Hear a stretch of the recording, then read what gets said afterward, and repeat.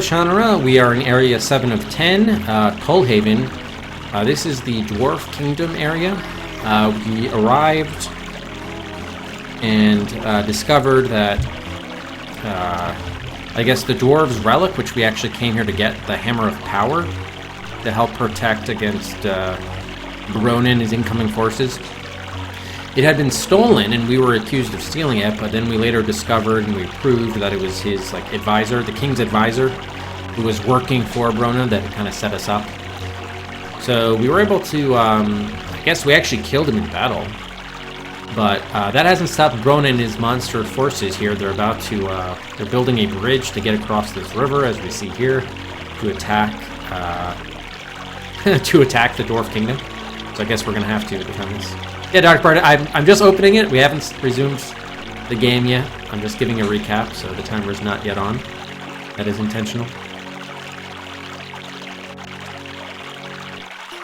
So, yeah, we gotta find... I think the edict was... We can actually consult the journal, but I think the edict was, yeah, prevent them from building this bridge. And you can see there are also some dwarf armies on this shore, and then the monster armies on the opposite shore. Alright, so let's resume the timer. And, yeah, let's actually consult the journal just to make sure we have the right goal here. We did find the Hammer of Power. Now we have to,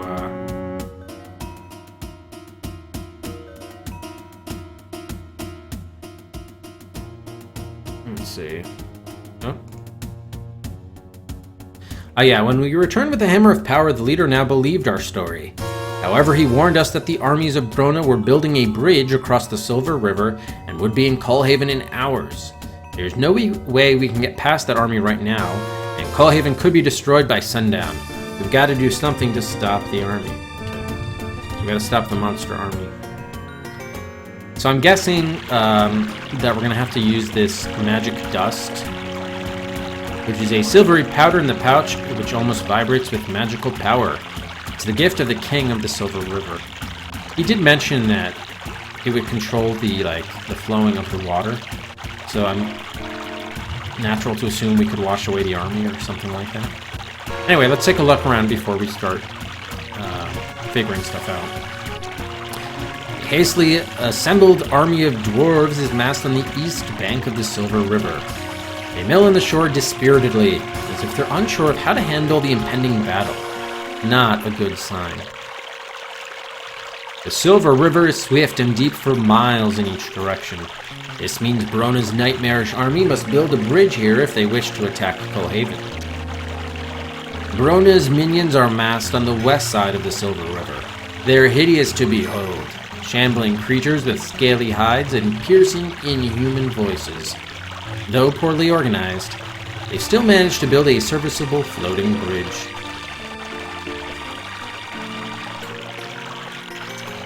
Okay, anything? Oh, here's the bridge itself, which is the army of Brona's ghastly slaves is constructing a flimsy but adequate bridge across the Silver River.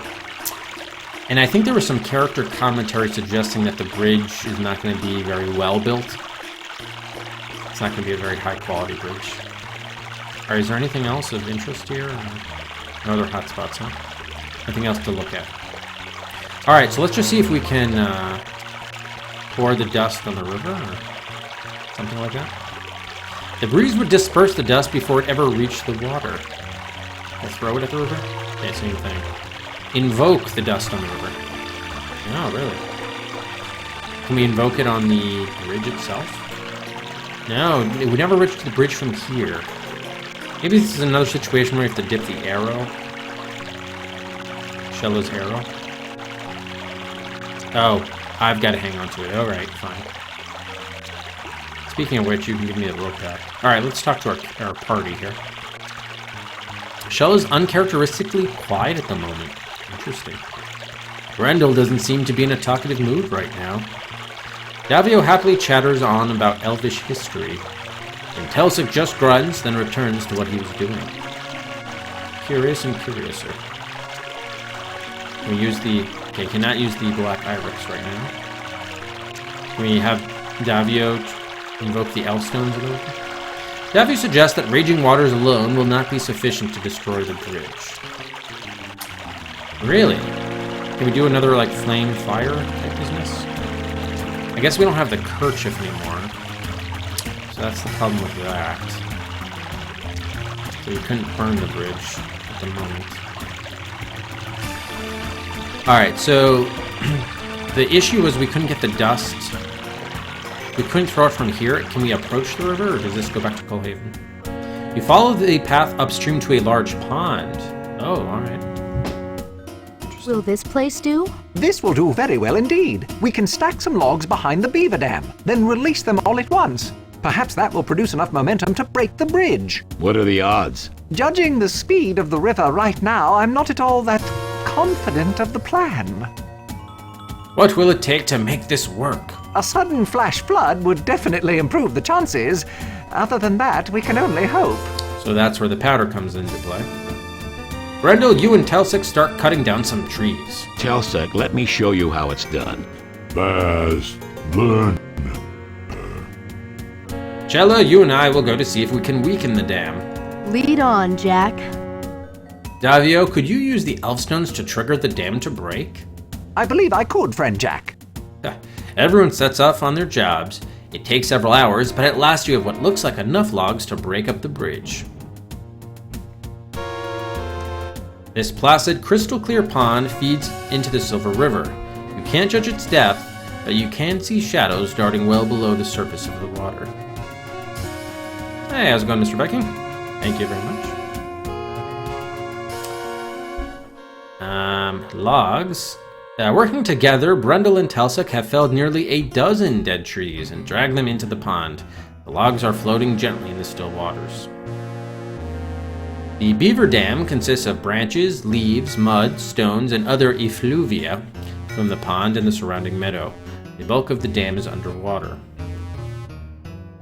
Pine trees grow sparsely around the meadow surrounding the pond. Many appear to be dead, and those are the ones that Telsic and Brendel chose to chop down and drag into the pond. These are just trees, huh? No rocks or anything. Alright, so we gotta break the dam. Well, can we use the Elfstones for that? Here, Elfstones. Invoke the Elfstones on the dam. Oh, actually, didn't we have to get the logs on the dam? Put the logs on the dam? You'd have to be holding the logs, so alright. Just invoke here. Forgive me, Jack Ohmsford, but I do not think the time is right. Oh. Okay, right. So I think we have to use the powder first, then. Throw the magic dust at the pond. As you start to pour the dust into the pond, you feel a swirl of magic resonate through you. You smell spring rain, feel the surge of wind-driven waves, and hear the roar of a waterfall as the dust first trickles, then flows like silver water from the pouch. Damn, it's How ice. wondrous! The water's rising, but it's not going over the dam. Break dam. Yeah, well, break it, yes. Okay, well, that's why you have to use the Elfstones. Invoke the Elfstones on the dam. Oh, yes, sorry, I was distracted by your magic. Let me see if I can release the power of your waters. It looks like ice.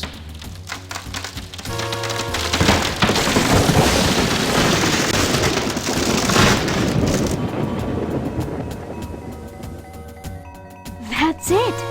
The logs are on their way. Let's see what happens. As the logs rush down the stream, you cut cross-country to get to the monster's bridge before they arrive. There's like 3 of them. Oh, they're just about completing the bridge. We did it! Perfect timing, too. Most of the army was on the bridge at the time. Okay, that was poor Dwarves animation. down there are in trouble, though. Too many monsters on this side. It is worse than that, friend Brendel. The main mooring lines across the river are still intact. They can quickly repair the damage now that they've secured both ends. Break lines. Someone's got to cut those lines. I'll do it. It's my city. You can't do it alone. There's too many monsters down there. We'll take on the monsters. Good fight. Where's the best place to break those lines? We need to reach the section on this side of the river and cut the lines to the other section. Once they're cut, the bridge cannot be repaired, only replaced. Let's go finish what we've started here.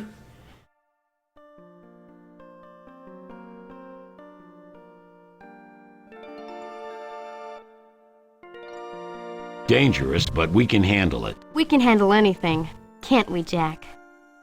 You lead your party into the center of the fray, working your way forward toward the remaining section of the bridge. Gonna have to do a big fight here. Yes. Alright, here we go. I'm hoping there's not gonna be a ton of guys coming into this fight, but let's just... aren't we missing... What happened to Brendel? Alright, let's attack the weakest.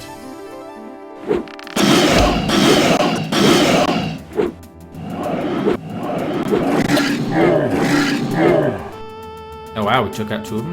Nice. But they're gonna be plenty more reinforcements. I wish they told you how many were waiting in the wings. That would be helpful.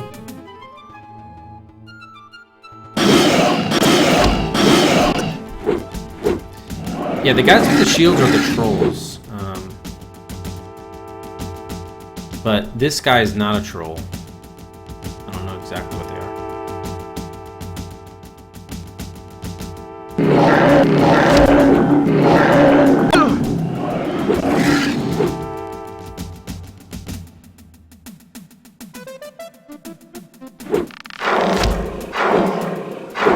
I still don't know how they determine which one is the weakest. Like, it's one thing if it's like was based on health points, but I'm not sure. I mean, again, it's like not really an RPG, so I don't know what the... Yeah, I just don't know what level these guys are at, these enemies. Alright, so it looks like it was a pretty standard fight here. There weren't too many enemies. Oh, took some damage. Just as the fight on the bridge ends, Brendel cuts the guide ropes? Guide ropes? And the section your party is standing on breaks away. Oh, in our party. Yes. This guy is, the guy down here is a troll, and this guy is a dwarf. I don't know why Brendel wasn't in the fight. That was weird. Matt, thanks very much for the host.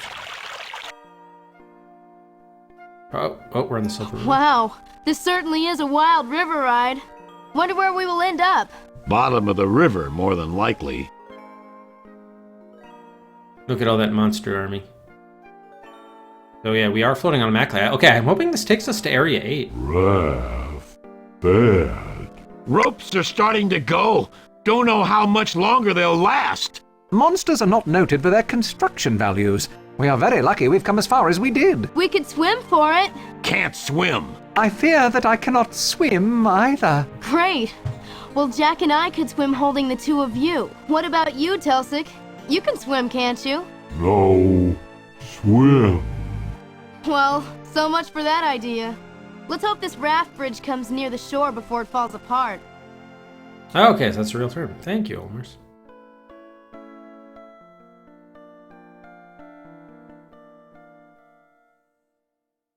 The raft is going. You yell at your friends to hang on to the biggest log of the raft. With a sudden jolt, the raft collapses and you are all thrown into the raging waters. The icy river shocks you as you plunge deeply into the swirling waters. Fighting your way to the surface, you gasp desperately for air as you are pulled back under the white water. Again, you struggle to the top of the water. You try to shout for your companions, but your voice is drowned out by the roaring of the waters.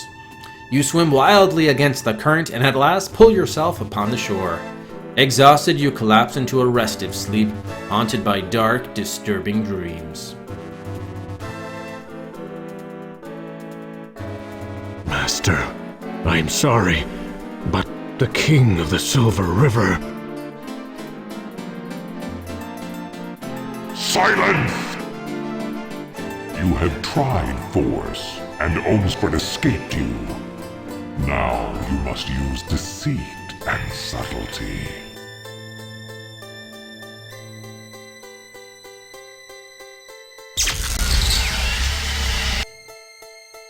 They're going to turn him into some other shapeshifter creature now.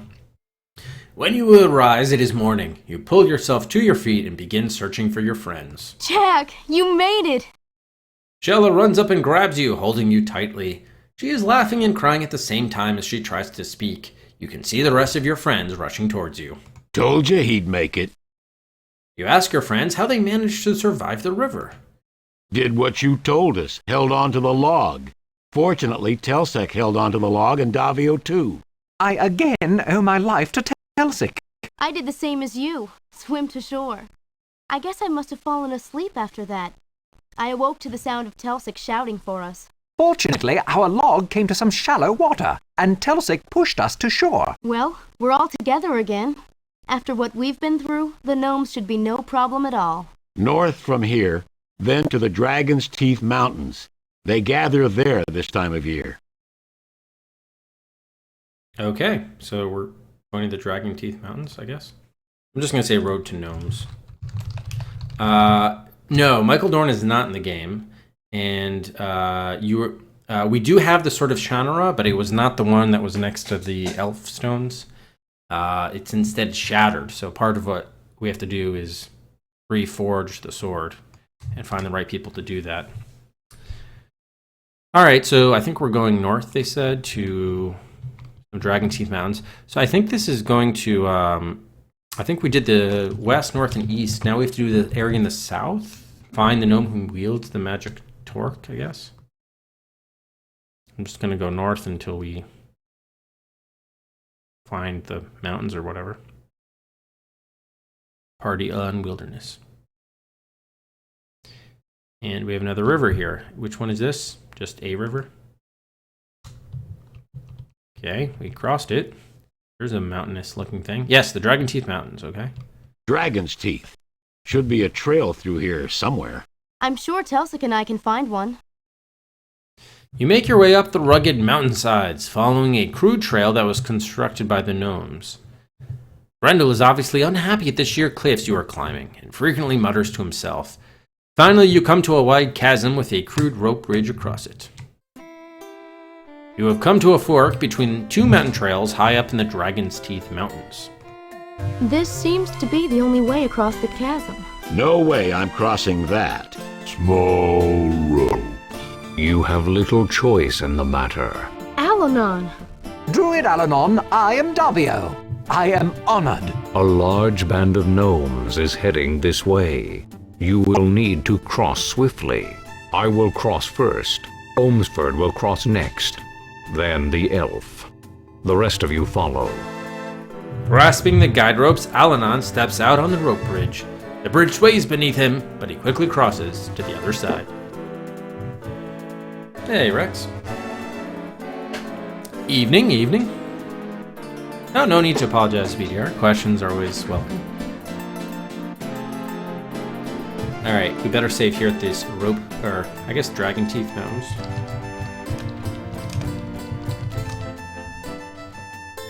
Rope bridge. 3 stout ropes form a precarious bridge across the deep chasm. You can see the path you came on winding down behind you around the mountain peaks. A band of gnome warriors is running along the path towards you. Weren't we supposed to be allied with the gnomes, or at least some of them? I guess these are not the ones.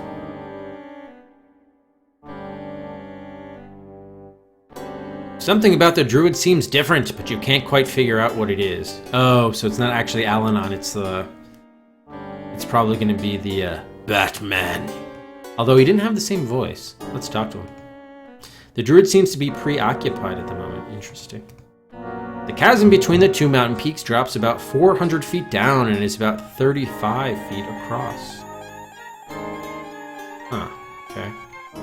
So, I mean, we did just save. We could try to cross it. See if we die and get a death here. You grab hold of the ropes and start to step on the bridge. It sways beneath your feet and you step back onto solid ground. Friend Jack, I did not realize how much that bridge sways. I don't know if I can cross it safely.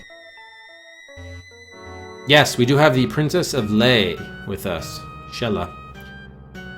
What is the matter with crossing the bridge? I am not very strong. If I slip, I don't think I can support myself. Are you afraid of heights? No, not at all. It is just that I am hesitant to risk my life and your mission because I am no longer as dexterous or strong as I was in my youth. Tie the rope around your waist and let Telsek secure the end. Then if I fall, I will be safe. An excellent suggestion. I will do it. Yeah, here's Shella. Okay, so he's got the rope. Yeah, you hand the rope to Davio. Okay. Climb the rope bridge. Your turn, Davio. Take it easy and you should have no problem. Believe me, Princess Shella, I'll be as careful as I possibly can. You were just Yep, not it is him. careful enough. Elf, now fall to your death. Davio! I can't hold on! No! The rope held. He's okay. Jack Ormsford, it is your turn to die. We're gonna take him on one-on-one. No! Right through the back. I will eat your soul. No! Die, Shifter! Oh, down goes Batman.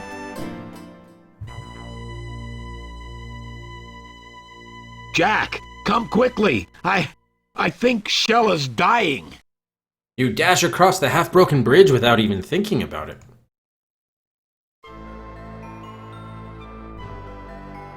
Jack, what happened? Are you alright? Yes, Davio destroyed the shifter. Is it night? Why can't I see you? How are you feeling? Yeah, no, it's because you're dying, actually, Shella. It's not night. How are you feeling, though? I'm cold. So cold. What's wrong? Why is everything so strange? Don't worry, Shella. You'll be okay. No. Jack, somehow, I don't think so. Are you holding me? I can't feel you. I can't feel anything except the cold.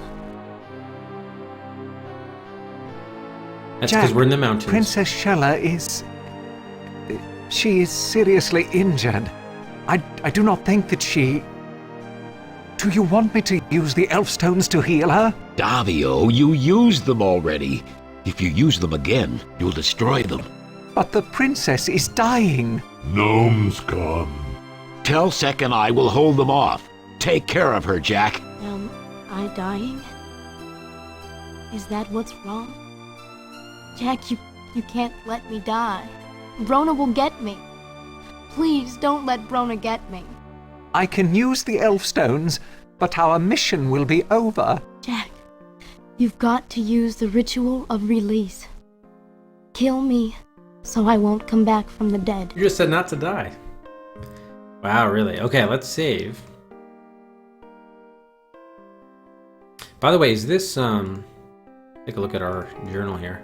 Is this the next, yeah, Dragon's Teeth. Okay, so this is Area 8. We can give out 5 Cedrics for that. So it looks like we have a choice, potentially, a choice between using the Elf Stones and then, or using the Ritual of Release to kill her. Yes, Brona has returned, BDR. Brona has returned. Let's see if the mission... Would this actually be a bad ending if you actually use the Elf Stones? Or would they not even let you do it? Davio invoke the Elf Stones on Shella. Very well, Jack. I shall do whatever it takes to save the princess.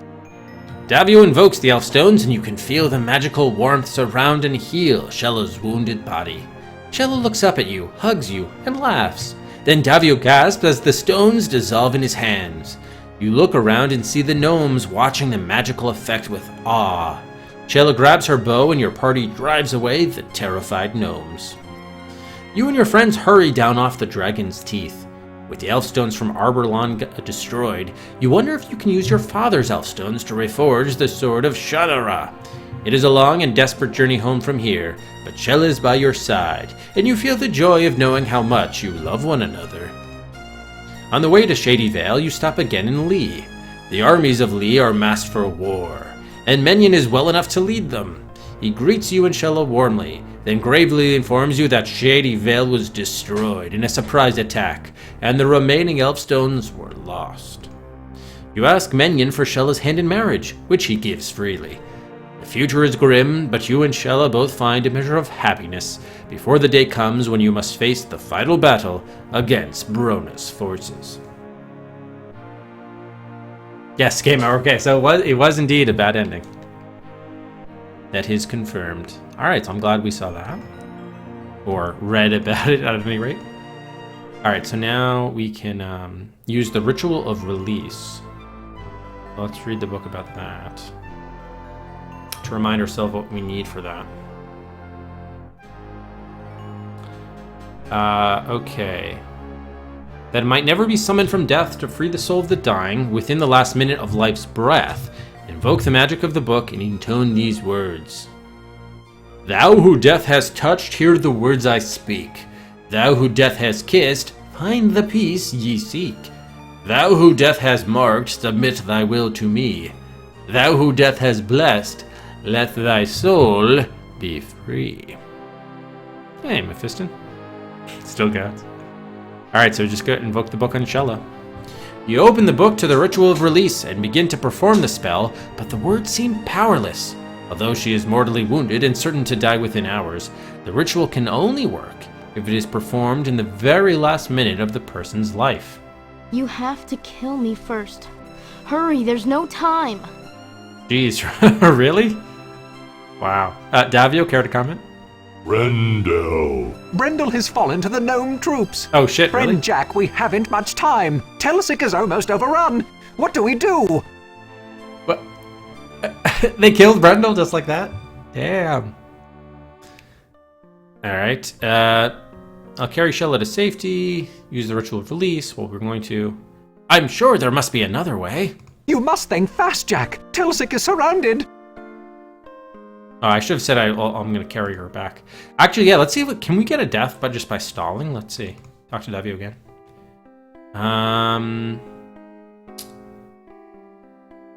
We will make a final stand against the gnomes. Actually, can you try to hold off the gnomes for a while? I will do what I can, Jack. Then him. Oh, yeah, he went into the fray too. Jeez. All right, can we talk to Shella? Oh, we can kiss her. Love's kiss.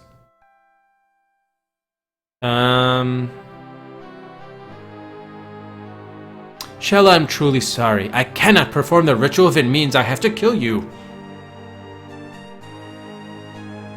Behind you on the cliffside, one torn, bloody hand reaches up from the abyss. Then another. The gnomes have reached us. Defend yourself, Jack.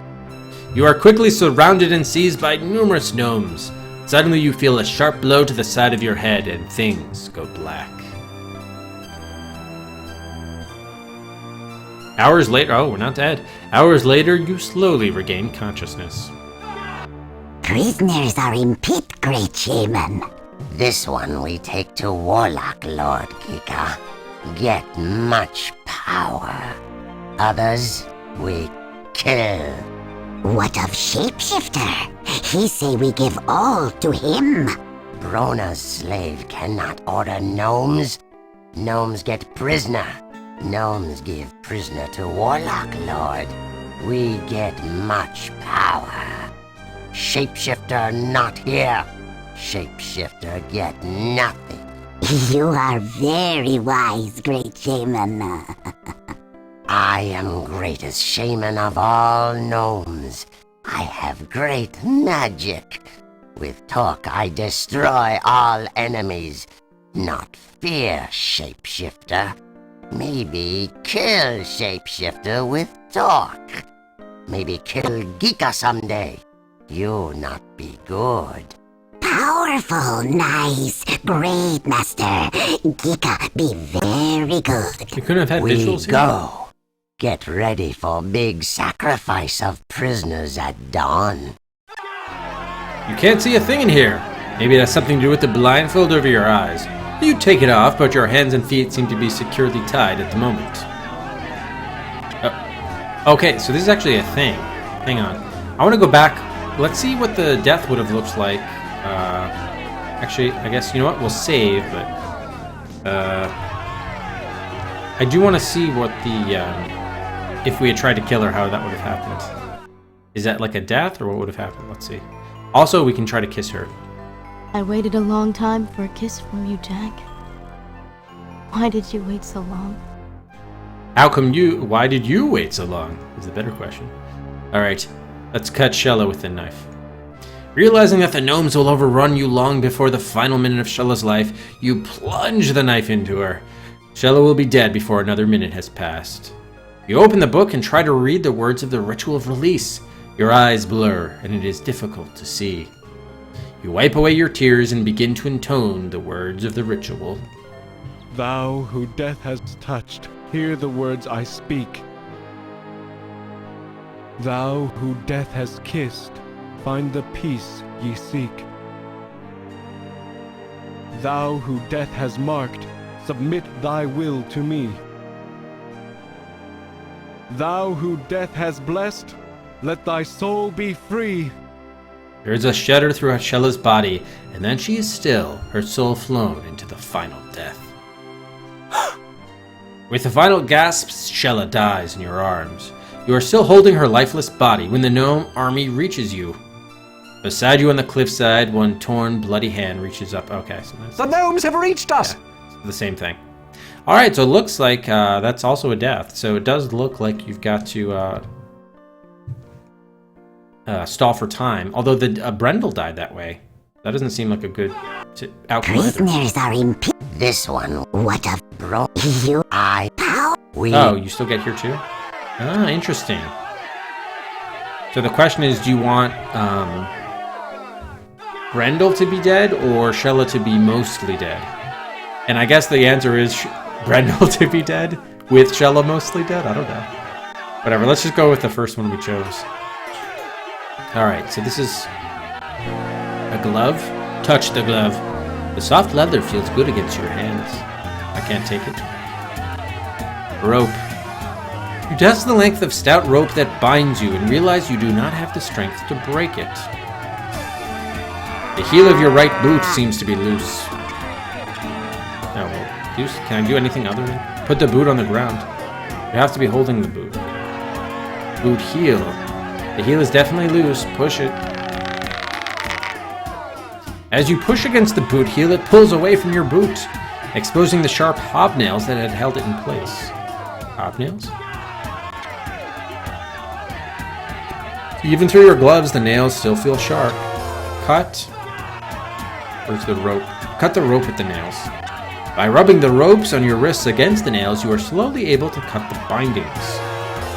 Now that your hands are free, you remove the blindfold from your face and untie the ropes from your legs. Nice, okay. So here's our boot heel, lined with these sharp-edged hobnails that attached it to your boot, and the blindfold is a dirty piece of cloth that looks like a strip of old tent canvas. The hat appears to be a battered and filthy trophy from some traveler. It is now something only a gnome would wear. Even with the hat, you wouldn't fool anybody into thinking you were a gnome. You take the coarse rope, which is made from twisted pieces of older ropes braided together. The chamber pot is empty, but there's a strong, unpleasant odor emanating from it. You pick up the chamber pot, but the stench is so overwhelming that you set it down. It would probably just draw attention to you if you were to carry it around. The metal-bound chest is too well constructed to be built by the gnomes. You guess they must have found it somewhere. You can't open the chest, it's locked. Break it. A violent urge quickly passes and you decide not to break the metal-bound chest. The chest is too heavy to lift. The small barrel is empty. Although the chest is ornately carved, it contains nothing. Okay, there's another chest which is locked. And we can't unlock it with the boot heel? I can't unlock it with that. Alright, we gotta find the keys to this maybe. And the chest is awfully huffy to lug around, and since you're not even sure what's in it, you shouldn't burden yourself with it. The tent is a four-sided affair made of tightly woven hemp, nearly as thin as linen, but stronger and lighter than canvas.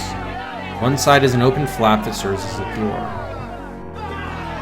Judging from their shadows, the gnome guards are shorter than you. They are probably better armed, however, and they certainly have you outnumbered. Can we tie the rope to the chest?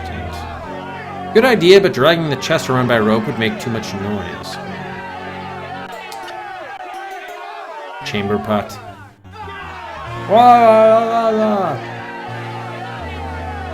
Alright, let's do a tent save. So what if we just tried to leave? You start to sneak out through the tent flap and realize that the gnome guards are awake, alert, and watching the front of your tent. There is no chance you will be able to escape that way. You quickly close the flap to consider a new plan. So, would we be able to fit inside this chest? Hide in there? Alright, can we... No, not break. Unlock the chest with our rope. Okay. Tie, we can break it, show it, give it, or look at it. Break the rope. You toy with the chorus rope briefly, but then decide to leave it alone. Can we tie to the boot heel? It would be a waste of time. Okay. Tie to the chorus rope. Waste of time. Tie to the boot heel. Waste of time. Alright. So, how do we get these chests open? Or unlock them? Unlock it. Unlock the chest with the chest. I'm not holding the metal-bound chest. Interesting. I already tried, yeah, unlocking this. Oh, this is a footlocker. Okay. Interesting. Alright, so what are... We must be missing something here. Can we attack him through... Put the heel in the shadow? You ready the boot heel with the thought of stabbing the guard through the tent fabric, but you can see a second silhouette and more gnomish voices beyond, so the plan seems too flawed. Okay, can we cut the chest with the boot heel? The boot heel strikes a few sparks off the metal box, but otherwise accomplishes nothing. Okay, can we cut this chest? No. The barrel. The chamber pot. So, can we tie up the shadow? A waste of time. Okay, we must be missing like a, some sort of hotspot here somewhere. Hinges, something? We can't overturn the chamber pot. Okay.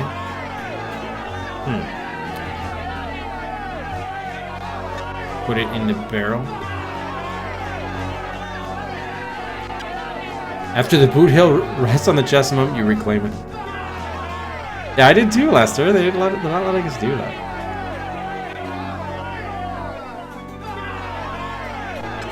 Okay.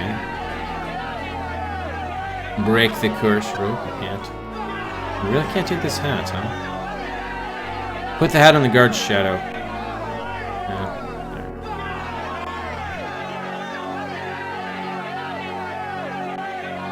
So they found these chests somewhere.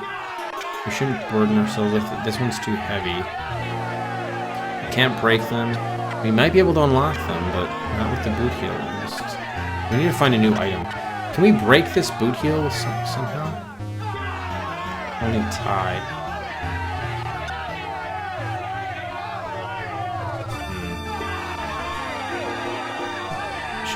Show it to the shadow.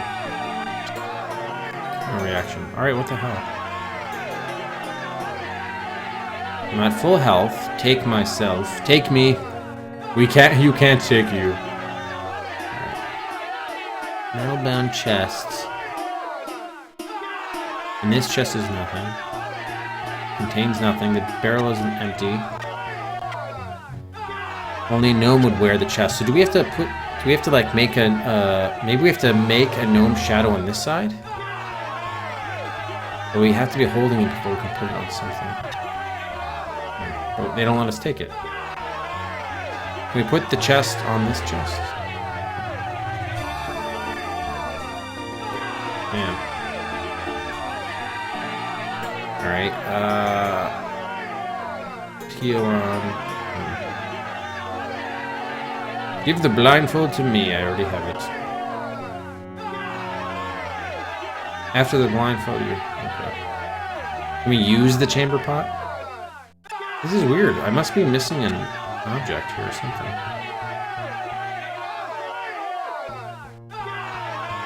Can we cut the tent? Yes. Slowly, so as not to attract attention, you slit the side of the tent. This gives you a second exit, perhaps a safer one, perhaps not. You have created a hole in one side of the tent that is large enough to crawl through. Nice, okay, there we go, finally. You are somewhere inside the gnome camp. On your right is the tent from which you just escaped. To the left, another tent, this one with a light flickering inside. Directly in front of you is a heavy-looking metal hatch. Ooh, it's like the others?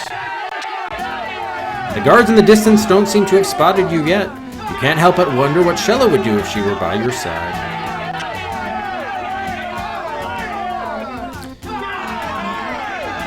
A metal base plate emerges from the sand here, covered by a solid iron lid. The lid is hinged on one side. There is a hole in the base plate that looks as if it might operate the lid. It's too dark to see down inside the hole, but you explore its contours with your finger.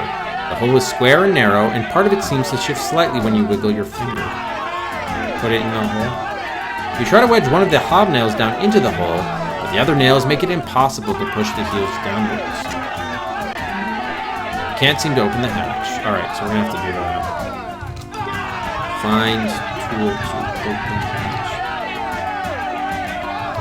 Yeah, I know, for some reason it's very loud here. Let me see if I can...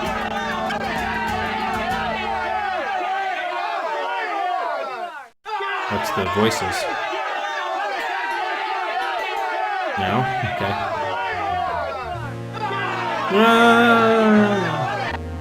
Okay, it was the sound. Alright, so we'll just do it until we can clear this area. We'll turn that off for now. Roaring Blaze sends a thick column of smoke skyward as two gnome guards watch intently and speak softly to each other. The light from the bonfire thankfully does not quite carry this far. Yeah, I think it got louder since we left the other tent. No matter which way you look, you see clusters of tents. You must be right in the middle of the gnome encampment. Two guards stand around the bonfire. They seem transfixed by the wide circle of leaping flames, but their low, raspy conversation reveals that they're not totally inattentive. Fair enough. The tents are both constructed of tightly woven hemp. They both appear to be four-sided, and you can see a light in the tent on your left. The tent on the right now has a second entrance, thanks to you. All around you are the tents and fires of the gnomes. You hear their gravelly voices extolling past conquests and predicting glorious successes in battles ahead. Some sort of pit has been dug, covered by a huge iron lid. Maybe that's where the other people are being kept before they're killed. Alright, let's try going in the tent on the left. You creep around the side of the tent and spot another gnome guard. Stealthily, you creep back again. Oh, so we don't want to go in that... Oh, we can't go in that tent then. Fine. Where does the right this go? You peer around the side of the tent and see another group of soldiers. You wisely decide to go no further. If we go over here, back... Okay, this goes back here. So we're looking for... I guess an object that would... This hole here. And the rope, we can't... Well, I don't want to tie it. I want to insert it, but... Try as you might, there's simply no way to tie anything to a hole. Put the blindfold in the hole. You cover up the hole momentarily with the blindfold, but nothing happens. You take the blindfold back. Tie it to the hatch. A waste of time. Alright, so we need some sort of item. We can't get in that other one. Alright. Guard. So we got a bonfire. We put something in the bonfire. And can we cut this tent? Sneak in that one? Yes. As silently as possible, you run the boot heel down the side of the tent. A few seconds later, you have created a hole that is large enough for you to slip through. You almost stumble as you approach the tent, so you pause to replace the heel in your boot before proceeding further. Yes, I did restore VDR to the one there where we didn't murder Shella, but Brendel, I think, died in that one. Ooh, okay. Now this is something interesting going on here. Oh, shit. I missed what it said. Alright. The shaman's tent is larger than the one in which you were imprisoned, but it seems more cramped because of all the furnishings. The shaman has the tools of his trade all around him. Some are souvenirs, but most are items used to create magic, or at least to convince the other gnomes that he can create magic. This skull once belonged to a creature with an enormous jaw, studded with razor-sharp teeth. The shaman must use it for his magical or medicinal properties. Sprawled on the short bed is the gnome shaman, the spiritual and military leader of the gnomes. At the moment, he is fast asleep. The shaman is wearing the magical torque that you need to complete your quest. You pause to consider carefully the sequence of actions that will let you acquire the torque, and yet escape from the tent without alerting the guards.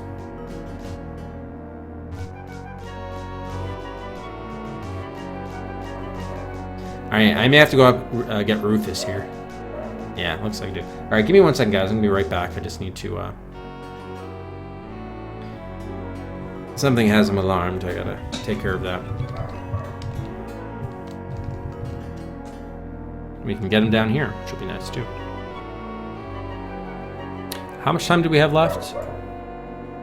Oh, yeah, not even. Okay, yeah, why don't we open up, just pause there. Let's open up, yeah, let's just open up slots and just take a quick break.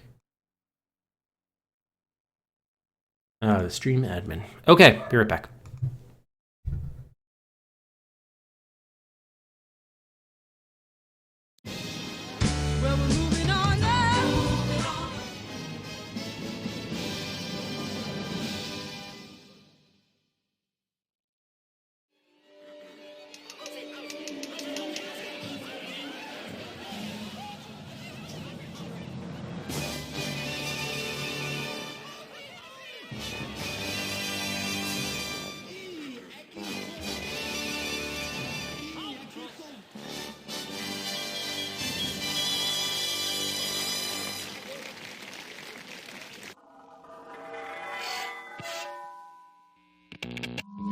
Yes, Mother's new improved Whizzle Butter containing 10% more or less is absolutely indistinguishable from a dead crab. Remember, buy Whizzle Butter and go to...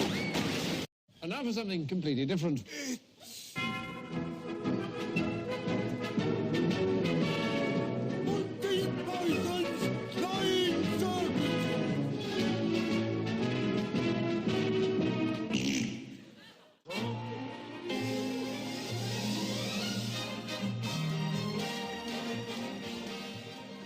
Welcome to Spot the Loony, where once again we invite you to come with us all over the world to meet all kinds of people in all kinds of places and ask you to spot the loony. Our panel this evening...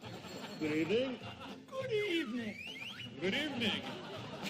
And we'll be inviting them to spot the loony. Yes, quite right. A viewer from Preston there who's pointed out correctly that the entire panel are loonies. And remember, you have to spot the loony. Well done, player. And now, here is your clue. To find the game, you'll have to spot the loony.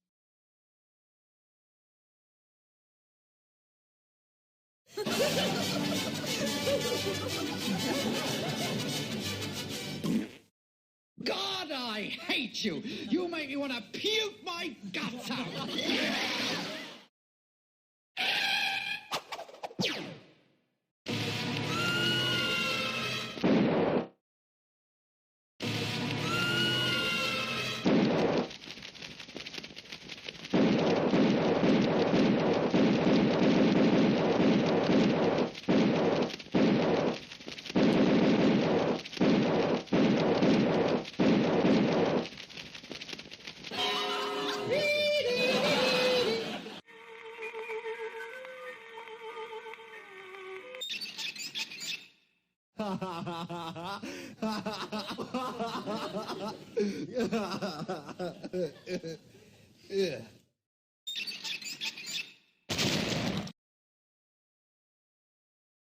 Spot the loony.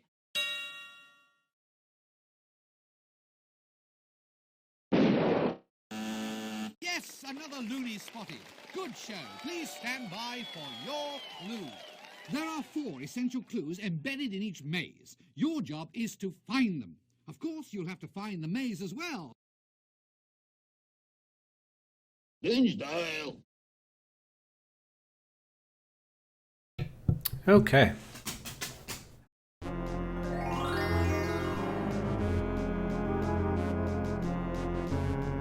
We did have one buy from Miria for Chin, Tomb of the Middle Kingdom. That moves out of Twinson's Odyssey up to V2 on the viewer queue. Hey, thanks, Miria.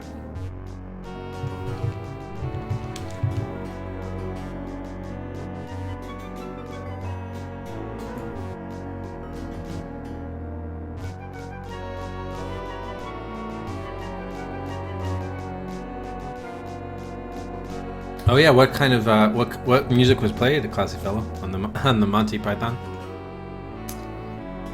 All right, so we need to get the torque, right? The magical torque, although we kind of knew that anyway. Procure torque. Can we rest the sound? Okay, good. All the screaming is gone. All right, so let's continue looking around here. Oh no, never mind. A small animal hide covers the cold rock floor. I don't know what everyone's yelling about. Okay, we already looked at the possessions. The low wooden table is cluttered with unimportant paraphernalia. Oh, I took a ritual dagger. I wanted to look at it. It's sharp and thin with the work of a fine craftsman. The blade is heavily encrusted with rust-colored stains, which you recognize as dried blood. What was, why is the music off now? A large chest lies at the head of the bed. Did we look at the bed? The short bed looks hard and uncomfortable, but the gnomes prefer their beds this way. It allows them to sleep lightly, ever ready to dodge an assassination attempt from within their own ranks. Anything else of interest here in the possessions? Take the possessions. You pick up and examine a few of the baubles and trinkets scattered in profusion around the tent, but none of them holds your attention for very long. The shaman's tent is larger. Okay, right, we saw that already. Okay, the shadow is the same. Can we take the chest? It's much too large to be carried around without attracting attention. And what about the torque? The magic torque is a necklace made from twisted silver and brass. Can we take it? The moment you touch the shaman, his eyes pop open. His hand goes reflexively to his neck, and when he discovers you have stolen the torque, he seems momentarily taken aback. Then you see his eyes slide toward the guard's shadow on the tent, and you know he will not remain silent for long. All right, maybe we can cut him. Attack the shaman with the ritual dagger. Oh, you lunge at the shaman, but before you can do any damage to him, he calls to the guards who come in and kill you. So probably better to kill him before taking the torque, because then he won't be woken up, I would think. But yeah, that's good. We got a new death there. Right, Rufus? It's not good that we died. We don't want to die, right, buddy? Huh. All right, so let's restore. So let's go back in here. Okay, so take the dagger. By the way, can we take the skull? It's lashed to the tent poles. You wouldn't be able to remove it without attracting the attention of the guards. By the way, I'm gonna guess that they're not gonna allow you to kill him. I bet you that you have to tie him up first. But let's just see.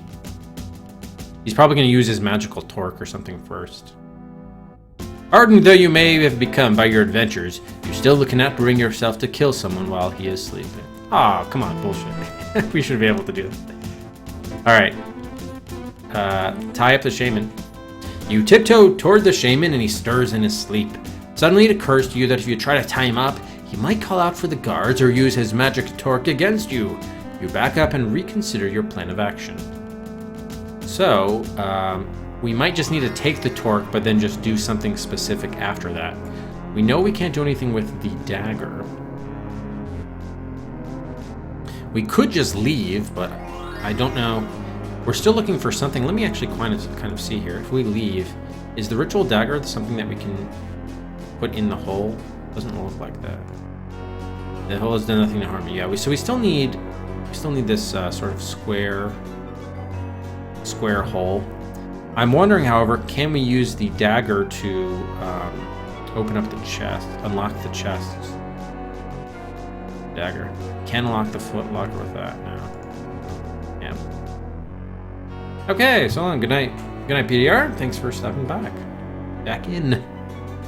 Oh, is Monty Python theme music? Yeah, I guess it'll probably be flagged. Oh well. Oh well. Alright. Fair enough. And we can't cut the, cut the hatch with the dagger. Yeah, okay. So we're not allowed to kill him. We can... Oh, invoke the torque. That's interesting. Invoke the torque on the shaman. You weren't holding the torque. Okay. So maybe we take the torque and invoke it on him. That could be interesting. All right, let's try that. Let's also save, though, before we do that. Okay. So take the torque. All right. Invoke the torque on the shaman. You hesitantly invoke the magic torque, nothing happens. What was the torque supposed to do? It was supposed to burn an object or a person. The shaman, yeah, okay, they killed us. Alright. It was supposed to burn an object or person. I was trying to burn him. Interesting. There is some, I mean, we could just try leaving. But, that's not going to help us get into that, like, leave. I'm sure they'll catch us. We could try it, but... I'm guessing you have to deal with him somehow. They're not letting us tie him up, right? And we tried attacking him with the dagger. We tried using the torque. What was the reasoning given for not tying him up? Oh, I guess he would wake up before we could fully incapacitate him. Let's gag the gnome shaman with the blindfold. The moment you touch the shaman... Oh, okay, damn. You swiftly tie the blindfold around his mouth, gagging him, and you whisper him to not to make any sounds or sudden moves. He settles back and scowls fiercely at you, but you notice his hands starting to steal towards the torque. But his hands are free. Why would he... I guess if you were holding the dagger to his throat, maybe then you could do it. Can we take the torque now? Before he can use the power of the torque to kill you, you rip the torque from around the shaman's neck. Now he can't talk. Now can we tie him up? You deftly wrap the rope around the shaman and knot it several times in back, pinning his arms to his body and immobilizing him for the nonce. Attached to the back of his tunic is a keyring, which you decide to take with you. Very nice.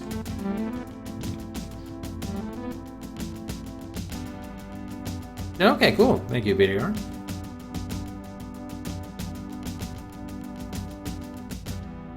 So now we should be able to get those chests open. Yeah, he's bound and gagged. Very nice.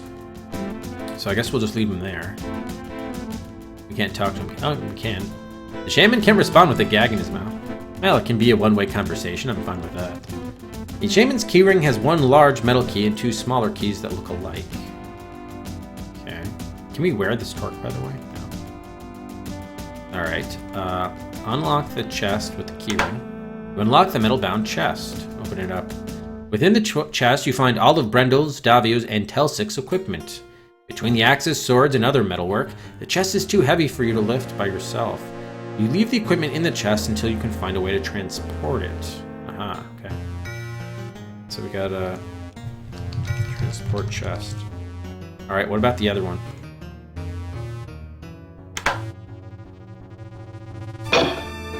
Inside the chest, you find all of the equipment you were carrying when the gnomes caught up with you. Thinking of the battle reminds you again of Shella. Before the sense of loss overwhelms you, you struggle to regain your purpose and concentration for the task ahead. So does that mean Shella is dead or not?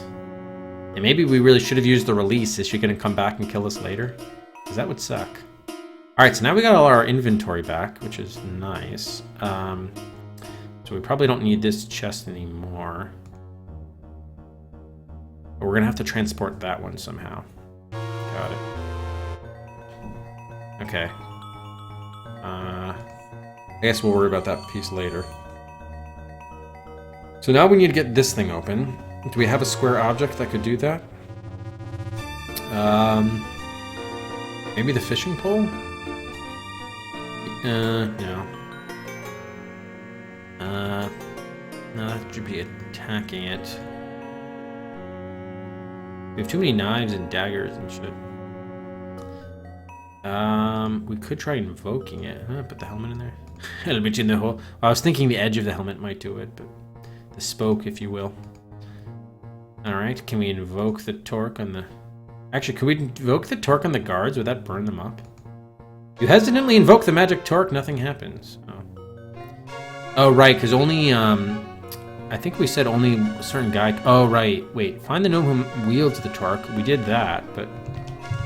I guess only a certain type of person could use it? Alright, fair enough. So we still need to get this thing open, probably. If we go back in here, are the guards here? Give torque, human, or I call guards. Who's this? A quick look around reveals that the shaman has been murdered. The most likely suspect is the gnome standing right in front of you. Oh boy. Okay, this seems like something to save. Shaman murdered. Oh, it's Gika. Oh, that was the one who was saying he was all wise and everything. Gika is a fidgety, unpleasant gnome with a scheming glint in his bulging eyes. His gaze continuously jumps from object to object, never lingering for long in anything except the torque. Talk to him. Why did you kill the shaman? Gika now new shaman. You give torque, Gika be powerful shaman. I'll give you the torque if you help me first. Give torque first, then Gika help. We need your help to stop Rhoda from destroying everything. Gika not stupid. Gika not fight Warlock Lord. Warlock Lord very powerful. Gika can be very powerful too, if you help us. What do you mean? Gika already very powerful. You can have the torque if you help us. Gika call guards. Guards take prisoner. Gika get torque. I will tell the guards you killed the shaman. Gika not kill shaman. Bad prisoner kill shaman. Guards kill you for killing shaman. Gika good gnome. You got us there, Gika. Yeah, these ones are different. I guess the other ones were green and helpful. These ones are brown and not helpful, more like enemies. I know something that will give you more power than the torque. Torque, powerful magic. How can be so? You tell him that you know where to find the Helm of Command. You know? Tell me where. You tell Gika that the Helm of Command is in the Hall of Kings, and you and your friends are going there. Take me with you. Gika find Helm of Command. You tell Gika that you will agree to take him to the Hall of Kings if he will help you and your friends escape. You give Gika torque. Gika give you way to open pit.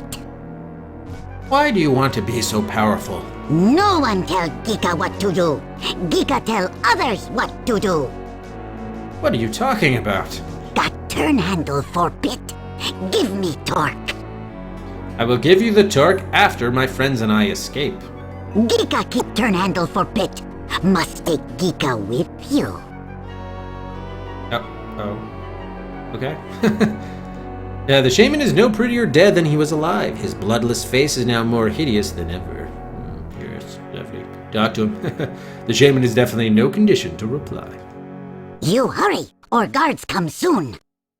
Alright. I thought there was something we might be able to take here, but apparently not. Can we take the rug? You pick up the rug and look underneath. Finding little other than a few lichen, you drop the rug and smooth it out with your foot. Alright, fair enough. What was in the chest, by the way? We actually have control of his stuff? Oh yeah, turn handle and the dagger. Gika's dagger looks razor sharp and deadly. Dark stains attest to its murderous use. Although the crank is very old, it shows no signs of rust or aging. Alright, Gika, give me the handle to me. Gika politely declines your request and holds tight to the hand. Politely declines the request. Alright, so Gika, use the handle in the hole. Gika open pit. You go away with prisoners. Now he's green. Then you give torque to Gika. Is deal?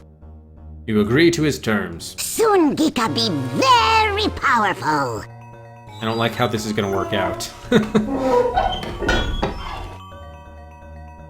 Pit. Looking into the pit, you see your friends chained to the walls. Enter the pit. You really should get your companion's equipment to them before you go down there. Oh, alright.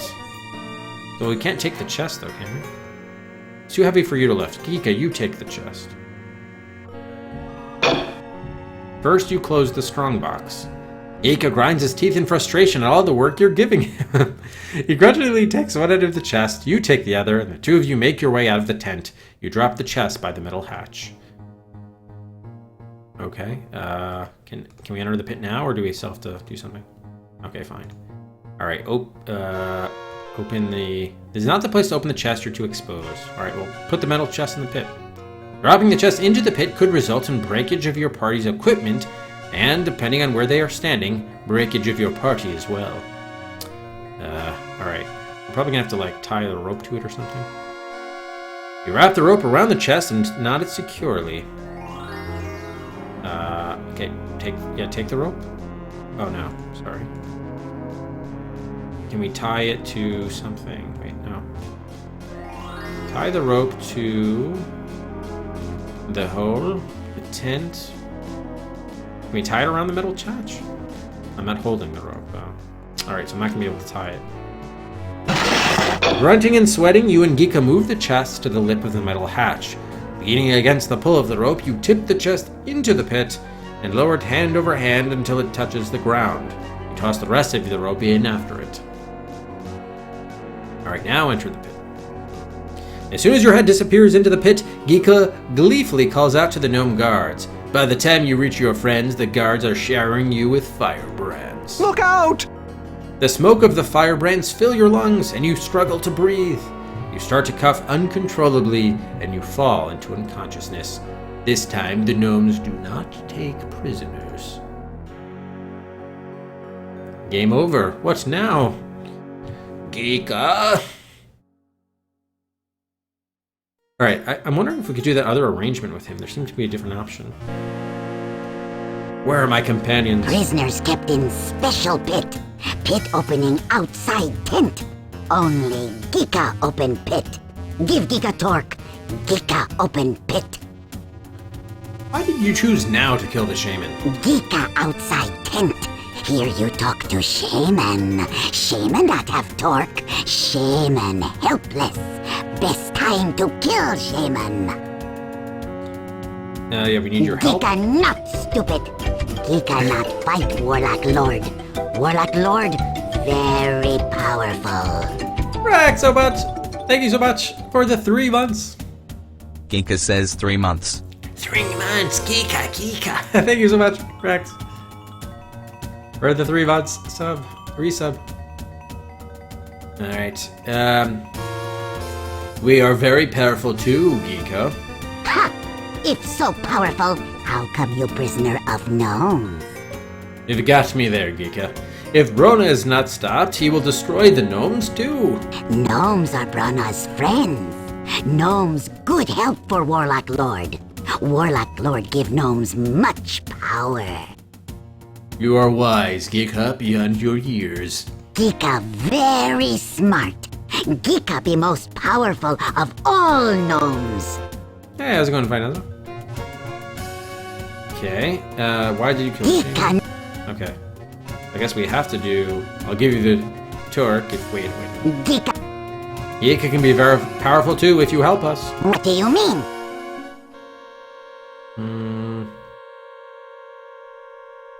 Yeah, why do you want to be so powerful? No one... Right. You can open the pit and we'll take you to the helm of command. So yeah, I don't want to give him the torque. And I think we just want to delay this out a little bit. Get out of this gnome's camp. You can open the pit and we'll take you to the helm of command. Helm of command way better than old torque. Geeka go! Okay, great. So I'm not sure if that... I can't remember if that's exactly what we did the last time. It could be. We'll just have to be very careful, of course. I don't know if we can continue to do the same thing.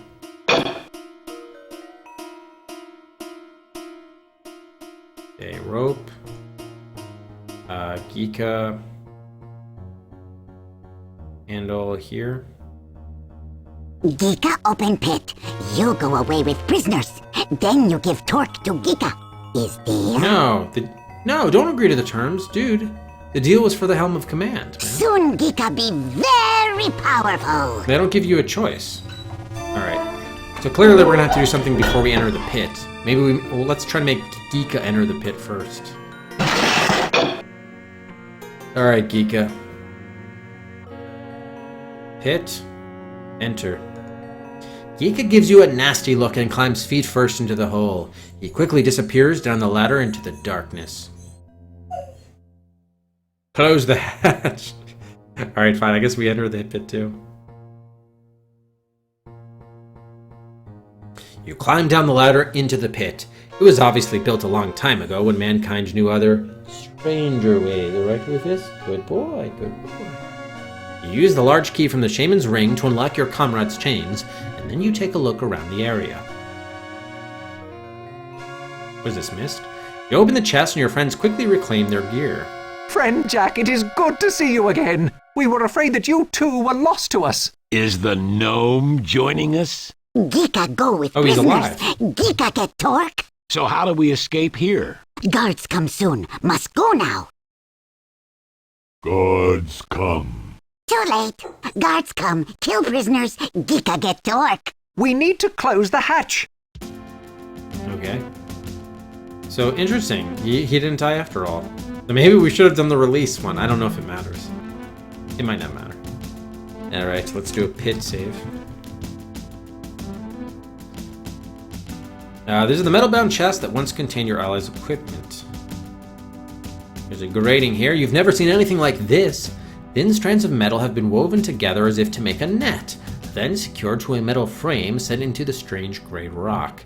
It looks as if there is something on the other side of the metallic webbing. Is there anything else even here? Oh, deep well. Hewn from an unusual kind of gray rock you've never seen before, this pit is about 30 feet from the hatch to the floor. A strange metal door blocks escape to the east. Search the well. Nothing new of interest. Open the grating.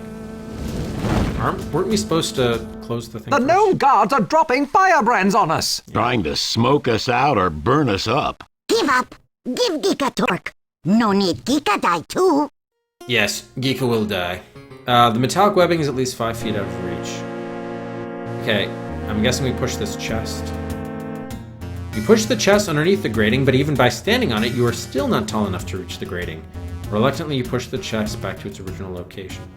Well, isn't Telsik very tall? Too high. Maybe if Davio stood on Telsek's shoulders, Davio could do it. Brendel stronger. Sorry, Brendel doesn't do heights. Huh, really? Okay. Is there other areas of this? Yes. Oh. Oh, yeah. Just close the hole from down here. Look out! Give up. Give up. Metal plate is attached to the wall here. In the center of the metal plate is a small hole. The inside of the hole, as far as you tell, is smooth and square.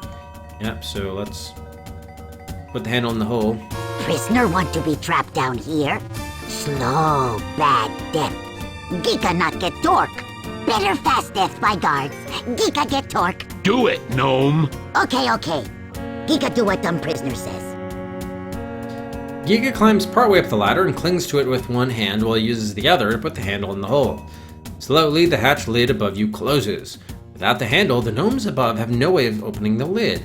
Geeka drops off the ladder and sits on the ground to sulk at the way Brendel yelled at him. Alright, very nice.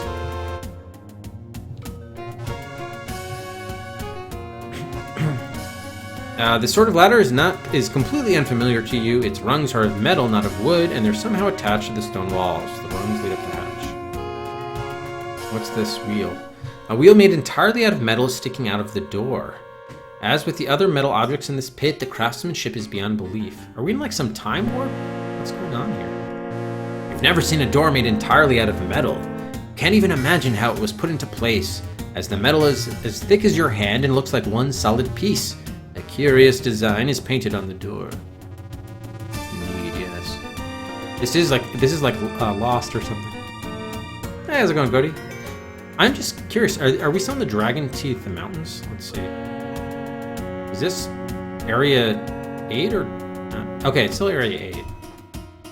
Interesting. Then we also have a metal plate. A small metallic box is mounted to the wall. It is not very decorative, but whoever crafted it must be supremely talented. Every detail is precise and perfect. Take it. It's mounted solidly on the wall. Open it. You can't seem to open the plate. It looks like you will need some sort of tool. It looks like a number pad. Okay, and we can't turn the wheel, I'm guessing. You try to turn the wheel gingerly at first, and with all your strength, the wheel does not budge. Okay, so we gotta open that up with something. Can we... not attack, but... There's no telling what the control panel does. Perhaps you should leave it alone. Alright, fair enough, we'll come back. Alright, so this is the thing we still need to get open, right? Can we use the fishing pole? Cast the fishing pole on the grating? The grate is a straight vertical surface. You can't put anything on it. Right. Can't we, like, shove the chest and then... Talsek, you push the chest and then stand on it? Talsek pushes the chest underneath the grating, but even by standing on it, he's still not tall enough to reach the grating. Okay, so even he can't do it. Alright,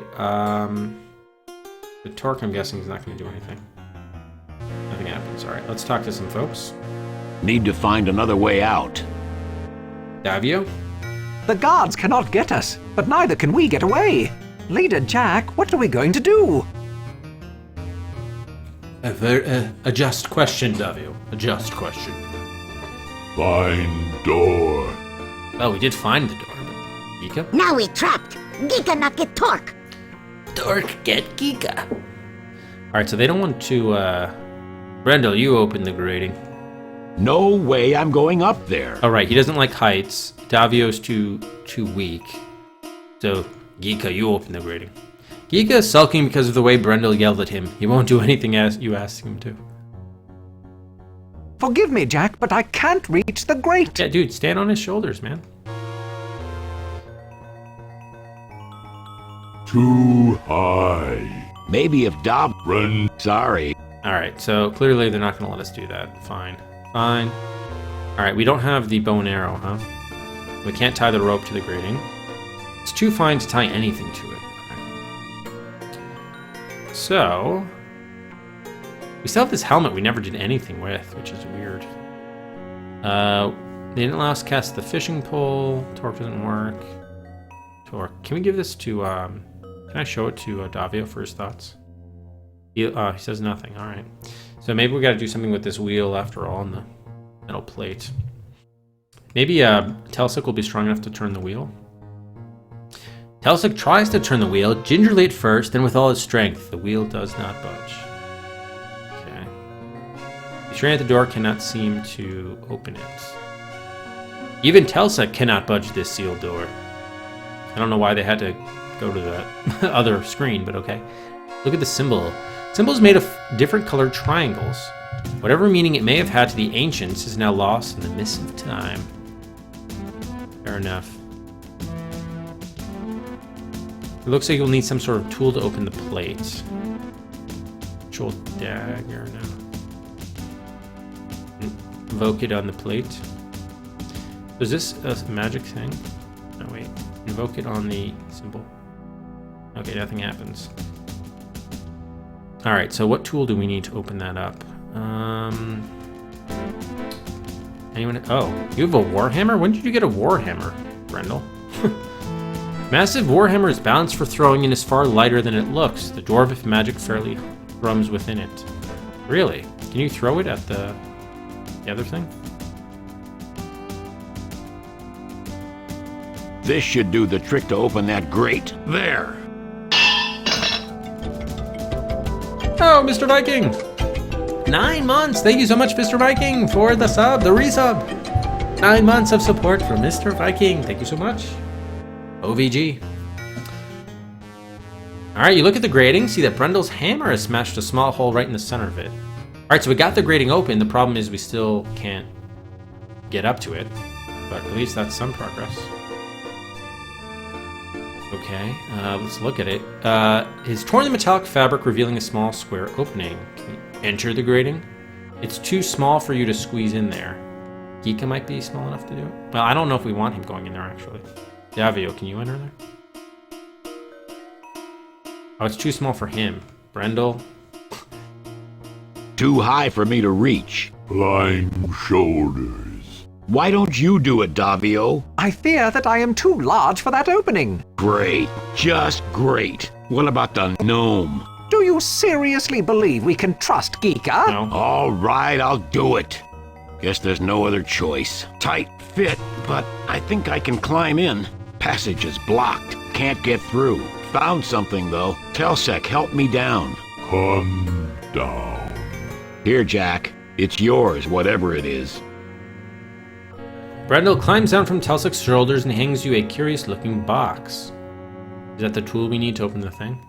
The box is filled with odd-shaped colored cubes made from a material you do not recognize. They seem to be relics of some ancient technology. Interesting. Davio, thoughts? Looks the box over, says nothing. Really? Cubes, eh? Can we use these cubes in the thing? Open the plate. You take an odd-shaped piece of metal from the box and use it to open the metal plate. Inside you see some thin panels with colored cubes mounted on them. Is it like a chip? Several thin panels that are made from some green material you've never seen before, yeah. It's like a motherboard. Stiff silver threads crisscross the panels, leading to and from tiny multicolored metal cubes. Some of the cubes look burnt and damaged. Alright. Put the box in the metal plate. After pondering a few moments, you pull out the blackened cubes from the thin panels and replace them with fresh cubes of the same color from the box that Brendel found. When the last piece is in place, the panel starts to hum and the metal cover snaps shut, just missing your fingers. So is this whole like Shannara world, it takes place in the very distant future, and this ancient technology was actually like more sophisticated in terms of like scientifically advanced with electricity and such?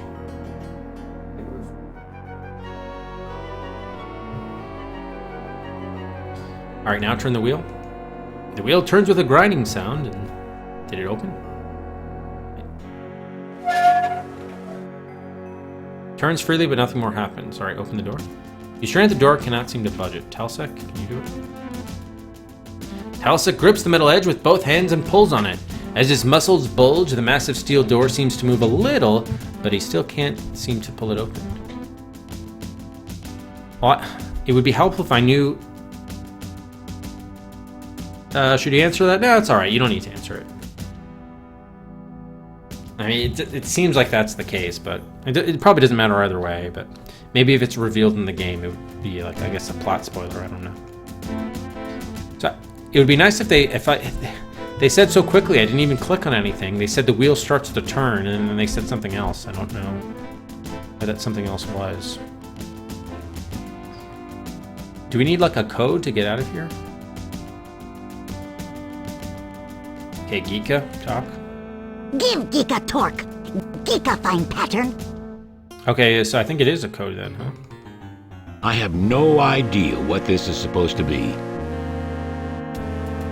Do you have any clue what this is supposed to be? I assume that since there are holes in the panel, something is meant to be placed into them. Do you have any suggestions on how to make this work? If you can place the strange pins that Brendel found into this device in some specific pattern, I believe that something might happen. What would you do in this situation? I would want to know what I was trying to accomplish before attempting to place the pins. Do you see a pattern here? No, I am unclear what the pattern is. I believe you must find the pattern or it will require a good deal of random experimentation to discover it. Well, I can't even manipulate the pattern. Old magic. Alright, well, Telsec seemed to have confirmed that yes, the, I guess, electricity and so forth and all this science died out, and now magic is now the new is the new magic. Oh, pens and caps, nice. Alright, so I don't know how to rearrange this plate though. The cover seems to have locked itself shut. Box won't stay on the plate. Wait, what? So what pattern are they talking about then? I can't manipulate this.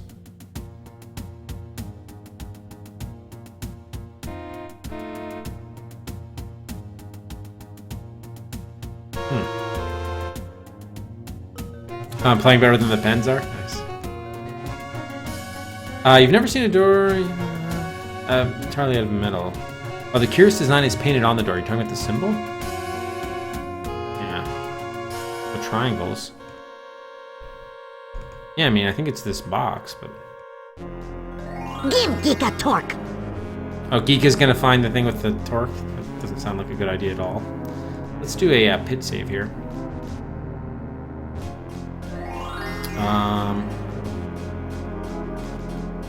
Give the box to Davio.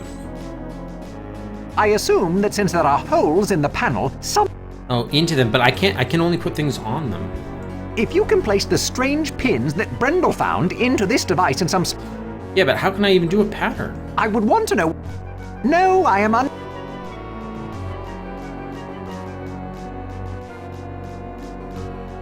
can always try the elf stones. Insist you find a way out of the pit without using the elf stone's remaining power. Fair enough. Alright, well I can't open up the box anymore. All I can say is put the box on the plate. I can't put specific pins in specific spots.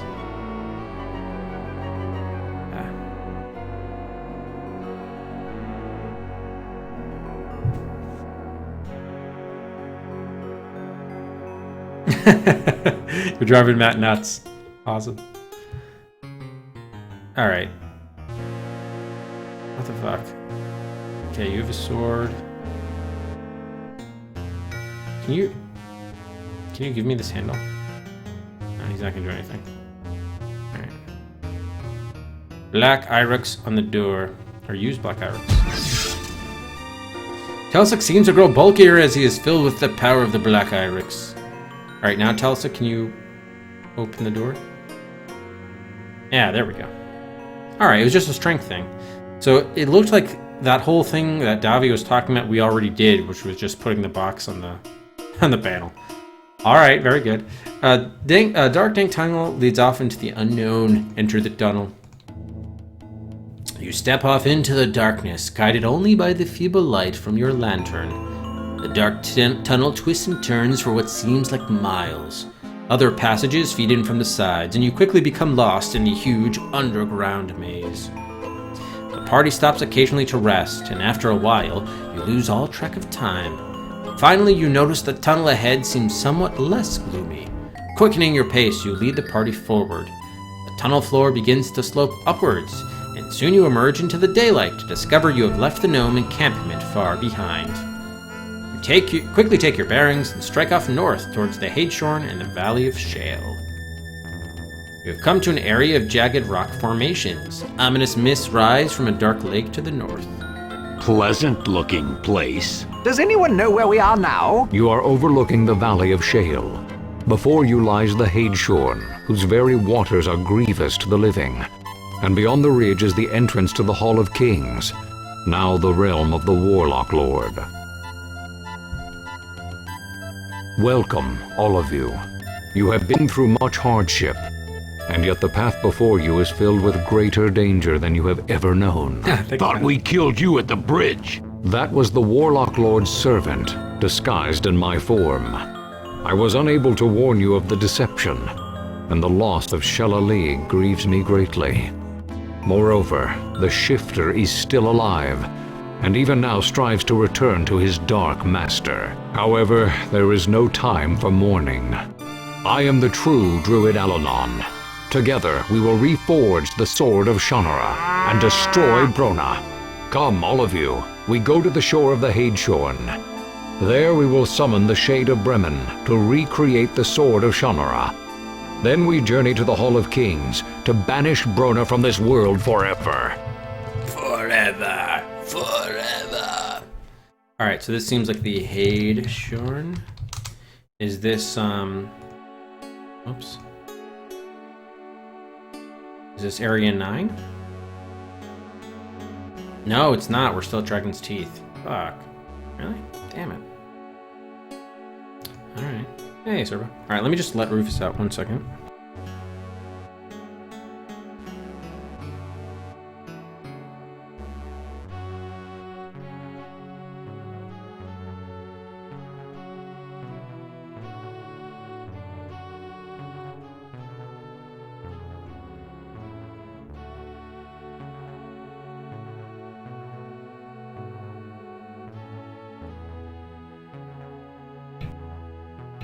Alright, so let's look around here. We got a lake. Lake below you looks dark and foreboding. Strange mists curl up from its waters. Listen to the lake. You hear a strange bubbling sound from the lake. Either there is a volcano beneath the surface, or some huge, horrible monster lurks in its depths. This is the Valley of Shale, gateway to the Hadeshorn Lake and the Hall of Kings. It is a desolate place surrounded by mountains and looking out over the grim, mysterious Hadeshorn. Alanon seems even greater in stature and majesty in this place. His gaze pierces to your inner being, and you are relieved that this powerful druid numbers you among his friends. You would not care to be his foe. Give Valley of Shale to Alanon. Oh, we can search the Valley of Shale. Almost anything could be hiding behind those rock spires. For now, you have little choice but to trust Alanon's judgment. How can we know that you're the real Alanon? 3 times I have met you in person, Jack Ormsford, and once in dreams. I am who you believe me to be. I am Alanon. Oh boy, one nothing. How are we going to reforge the sword of Shannara? I will summon the Shade of Bremen, the arch-druid who first created the sword of Shannara as a weapon against the Warlock Lord. With the combined magic of the wielders and their items of power, my spell and Bremen's ancient knowledge, we will restore the sword of Shannara to its true form and power. Why are we going to the Hall of Kings? The Hall of Kings is a place of death. The Warlock Lord was summoned from death through the use of an arcane book known as the Ildach. There is much magic in the Hall of Kings. Ancient and foul magic from sacrifice and death. Brona can draw upon the power that surrounds him there, and will do everything he can to prevent you from facing him directly with the sword of Shannara. Who summoned Brona from the dead? From the auguries I have cast, I believe Brona was summoned by the one you know as the Shifter. He was once a gnome, before Brona began to change him into whatever forms suited his needs. What have you learned of the Ildach? The Ildach is a book of incredible power and great evil. Centuries ago, a young, ambitious druid called Brona began to study the Ildach. With its dark knowledge, he became the Warlock Lord. There is much about the Ildach I do not yet know, but I begin to suspect it is a menace greater than Brona could ever be. So I think both the Caps and the Penguins are in the Eastern Conference. So I don't think it's the Stanley Cup Finals. I think it's just earlier round in the playoffs. What is the Hall of Kings? The burial ground for a race of men that worshipped the gods of death. Many entered the caverns of the hall, but only the priests were permitted to leave. The rest were slain or left to serve their dead masters. The Hall of Kings is filled with the treasures of the ages, all of which are poisoned or trapped to assure the gods of death more sacrifices. It is a grim and evil place, this abode of the dead where Brona now reigns. Biz Clavera, thanks very much for the host. How's it going, Biz? How will Brona try to stop us? He is even now summoning his minions to his foul lair. The Hall of Kings is a deadly place, and Brona will use everything at his command to stop you. Who was Bremen? He was the leader of the Druids many years ago. At his bidding, the Sword of Shannara was created to confront the Warlock Lord. His spirit is yet bound to Earth, and exists in that shadowland known as the Hadeshorn. Aha, thank you, Alanon. Alright, shall we go to the lake? Gika save prisoners. Gika get taught now. Gnome, beware, for your greed will be your destruction. Take the torque, but see that you use it wisely. I will be watching you, and I too have powerful magic. Really? Wow, we actually let him have it? You follow Alanon down near the shore of the Hadeshorn. With a gesture, he bids you all to stay as he walks up to the edge of the water. You can feel vague stirrings of magic deep below the dark waters. Bremen, hear me. I, Alanon, stand before you. My Sharona. That's a good, Johnny. You can sense the magic hidden within the Hadeshorn rising from the murky depths. Oh, I was summoned very quickly. I sense the sword bearer is now before me, as is the magic of the four lands. That which is broken shall be remade. The sword of Shannara shall be restored. I summon the sword. No dialogue, huh? No back and forth, just him talking. Oh, you got the sword of Shannara. Magic of the Western Lands. Magic of the arcane elves. Magic of the Elfstones. Show forth your power.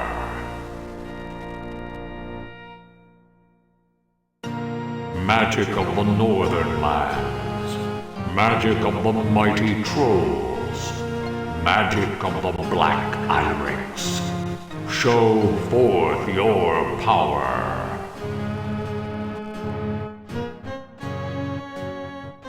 Magic of the Eastern Lands.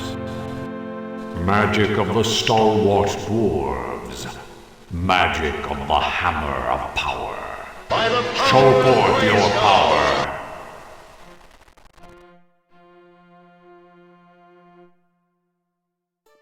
Magic of the Southern Lands. Magic of the cunning gnomes. Magic of the Torque. Show forth your power. Magic of the ancient world. Magic of the mystic druids. Magic of Aladdin. Show forth your power.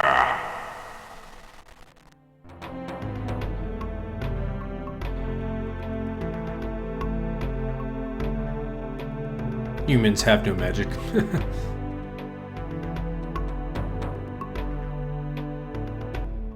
That which was broken has been made whole. The sword of Shannara will challenge the Warlock Lord once more. Heed these words, sword-bearer. The sword of Shannara will sear your soul. Face yourself, or you will pick it fall. up and place it in your purse. Judge well, master and the pawn. Know your enemy over all. Go now, Shade, to rest once more beneath the Hadeshorn.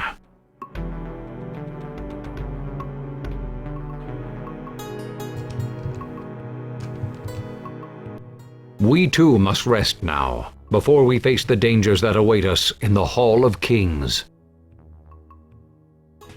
After some rest, Al-Anon leads you atop long, steep mountain ridges and sheer cliffs. The way is treacherous, but at last you reach your destination, the entrance to the legendary Hall of Kings. Oh. This is looking like He-Man more and more. The Hall of Kings is a maze of tunnels and passages. No. Brona's minions will be throughout the caverns, and there will be many traps for the unwise or unwary. The Warlock Lord knows we are coming, and he will be prepared. You lost me at maze. Jack, you must not draw the sword until you face Brona directly. At that time, like your father before you, you will be forced to face yourself and overcome your own weaknesses to wield the weapon. Unless you can win that battle, nothing can stop the Warlock Lord from destroying all life in the Four Lands. Alright, so we gotta... Oh god. Look out! Draw two. Do not use your magic in this battle. You will need it for battles to come. Alright. Too bad we can't save, though. That's unfortunate. Oh, we do have Al-Anon for this battle. That's handy. And even the gnome is gonna fight on our side. That's cool. Alright, everybody. Let's go after the weakest. Attack! Did we lose the sound effects? Oh yeah, we forgot to turn the sound effects back on. Shit. Oh well. We'll turn it back on after the fight, I suppose. Oh, damn. Davio took some major hits.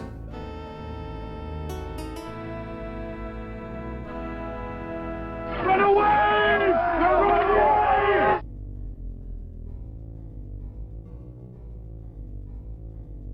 We don't hear all the monster screaming and what have you. Okay, got it. Oh wow, we're already down to the final four here? That's cool.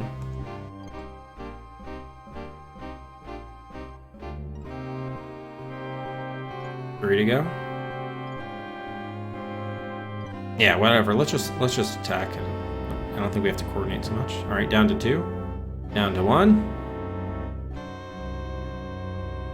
Attack. Can we get the winning blow? No. Alanon did.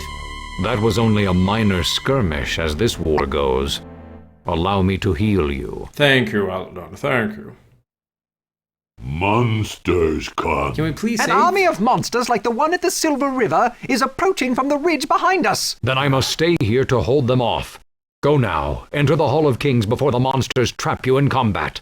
I know, Jack, that you will be able to find your way to face the Warlock Lord. Remember Bremen's words about judging your true enemy. Good luck to you all. Thank you.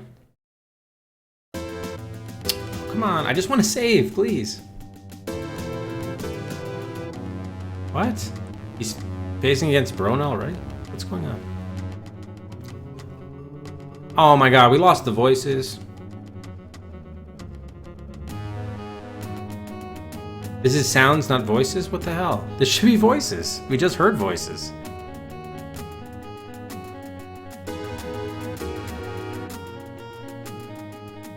No! What?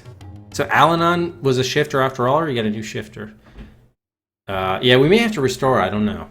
You move along the dark passages, trapped in a waking nightmare, not knowing where to go, not wanting to face what awaits you. You sense you are being watched by unseen eyes. There's a strong pulse of magic in these halls, filling you with an aching desire to bind it, to use it in some way against the new Warlock, or against the Warlock Lord. Which way do we go now? Yeah, we go to... You hear a strangely familiar voice in your mind. This has been like 10 minutes. I just want to goddamn save the game, please. Your path lies to the center door. I believe I hear movement behind the door on the right. Bad things come soon. Left door. Okay, thank you. Finally, we can goddamn save. Jeez. Actually, before we save, let's restore the sounds. Jeez. All right. Hall of Kings. Yeah, I don't know if that was a problem. Let's just see if we can go back to the last thing. If we can skip through the other parts. And I did take a screenshot, by the way, of when the what was that guy called? The Bremen druid spirit thing guy from the lake. I took a screenshot of what he said because I figured it would be important. So we have that to refer to. He said, "Heed these words, sword bearer. The sword of Shannara will sear your soul. Face yourself or you will fall. Judge well, master, and the pawn. Know your enemy overall." So the enemy could be ourselves. Interesting. All right. So let's see if we do this quickly. Can we? Oh, actually, before we do that. Hate. Okay, everything's restored. Let's just see quickly if we can see that cutscene looks really important. I don't know the status of Alanon or what was going on there. Pika saved. No. So if we can skip through all this and just. Bremen.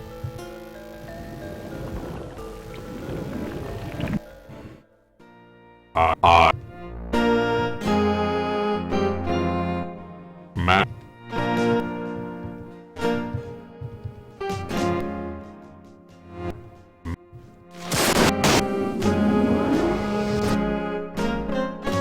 And surely this has to be at least... We go.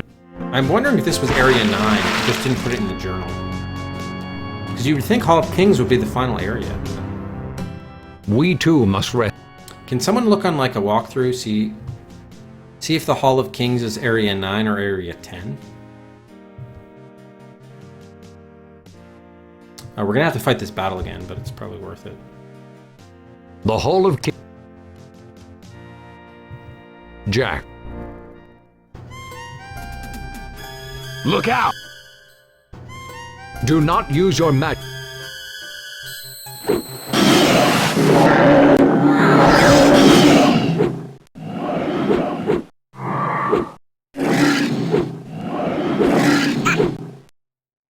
Yeah.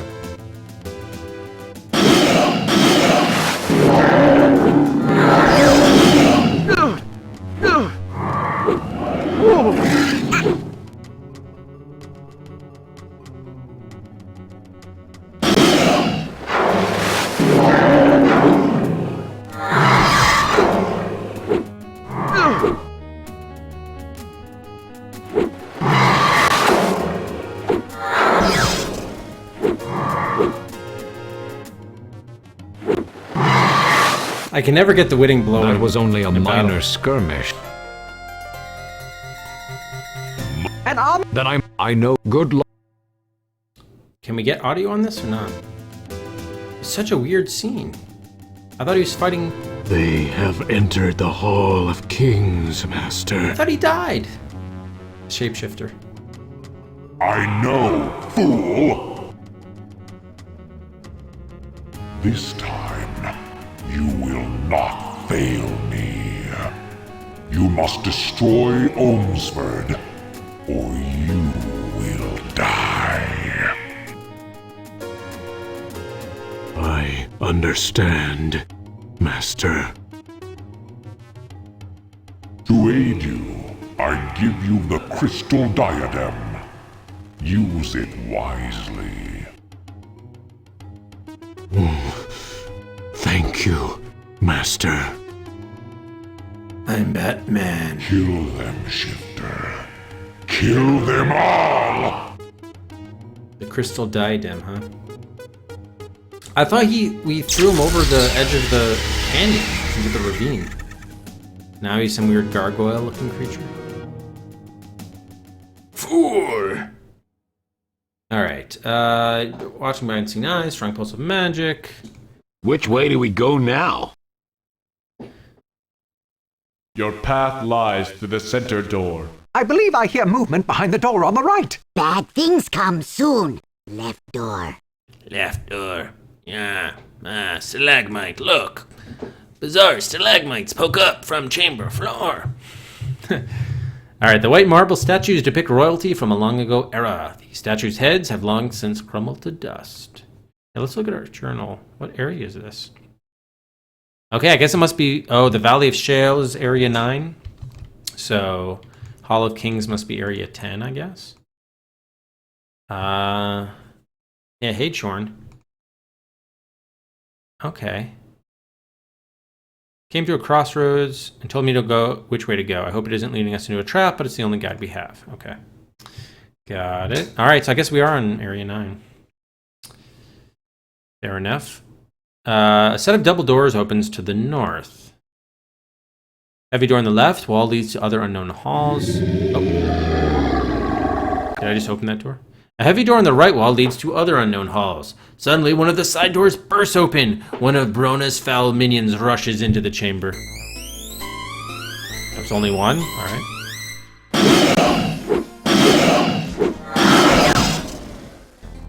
Need to do something about those other doors or the monsters will flank us. Can we just enter this door and call it a day? Open the double door. Need to do something about the... All right.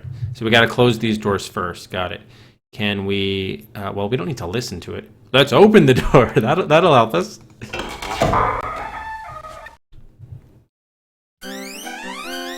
Attack! I mean, you could either clear it out or you probably have to block it. We probably should have moved those statues, I guess, in front. Probably.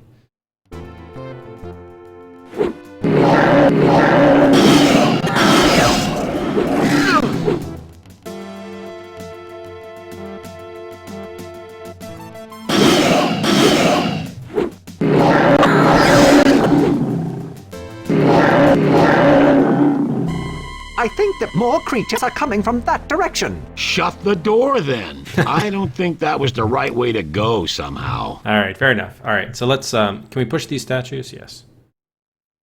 Statue's too heavy for you to push. All right, Telsec, please. I don't believe even the troll can move these massive statues. We'll knock him over. Use Irix. Oh, I thought we weren't supposed to use magic. Alright, fine.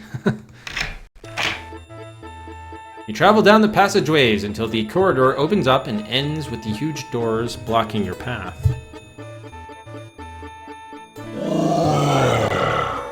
There's something big behind that door. Uh-oh, it's the guy. So, I face you for the last time. Now, I will kill you all. You are the shifter? Yes, Elf. This time, I will make certain you do not survive our meeting. There is no escape now. I am your doom.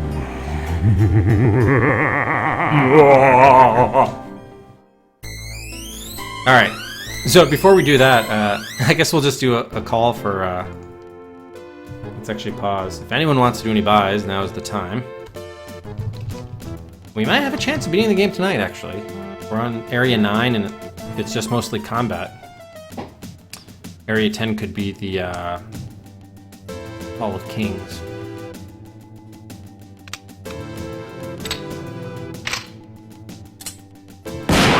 Wait, I gotta get in sync with him.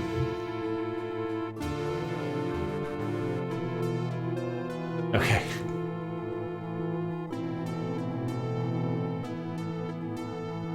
Yeah, I know Classify. That's why we're just gonna take the buys here. Are you afraid of the Pittsburgh Penguins? And it's gonna be an hour, so I would hope we would be able to do it within an hour. Ah, what the hell? Okay, Matt, a gun for Are You Afraid of the Dark? That gives it 5.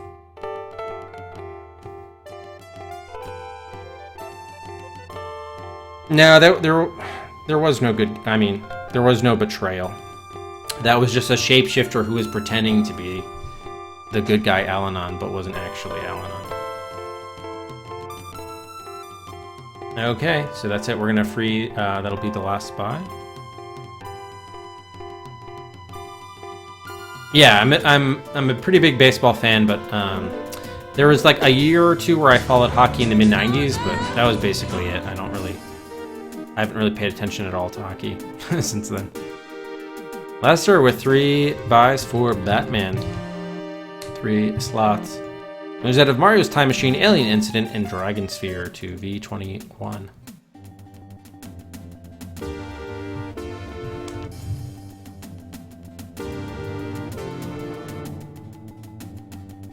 Alright, so we will close it there. Nope. Durio is able to sneak one in there. Oh, shit. Hey, Dura. King's Quest 4, Perils of Rosello. Moves out of Slouching towards Bedlam, Police Quest 4, and Rex Nebular up to R6.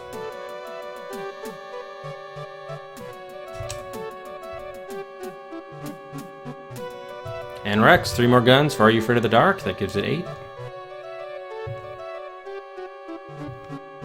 Alright, now the commands are off.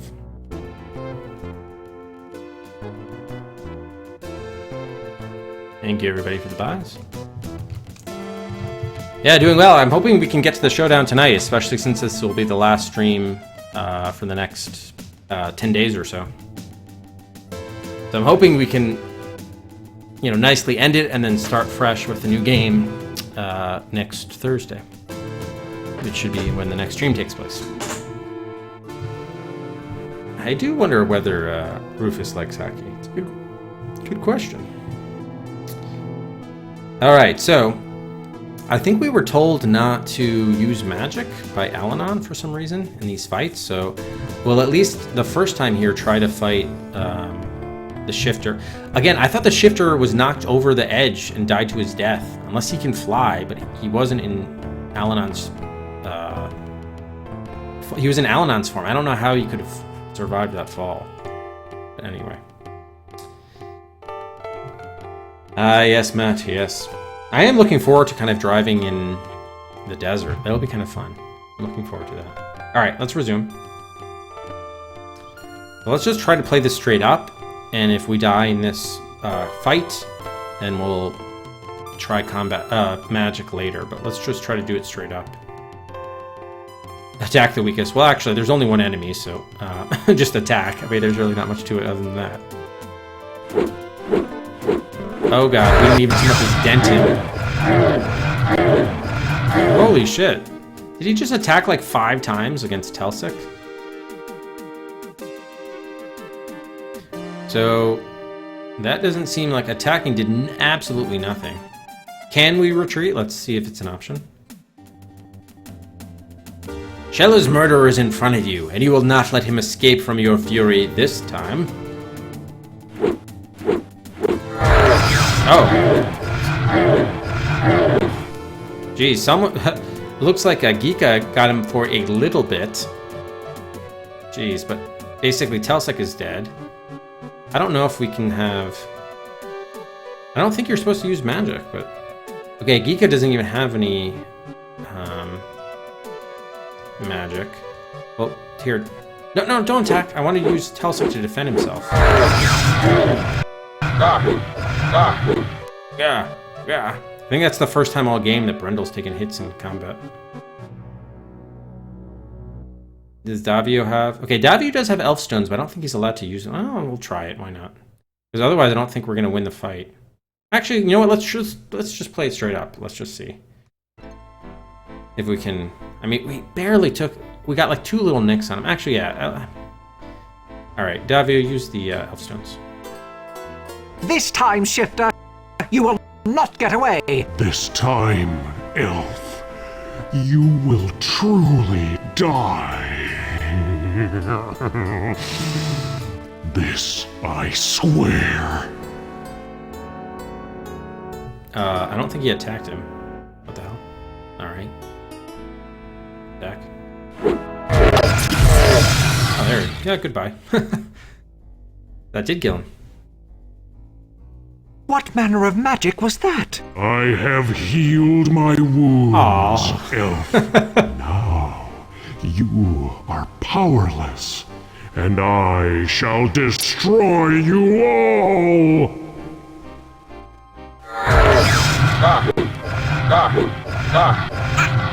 No fight, ugly monster! Gika, give up! Gika, give up! He's not gonna fight at all? So I can't... Wait, no, not Davio. Hang on.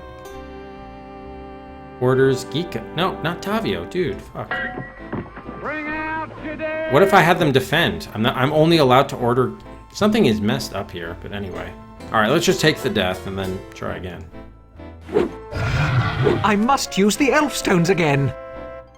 You can't, Davio. It would destroy the elf stones, and possibly you.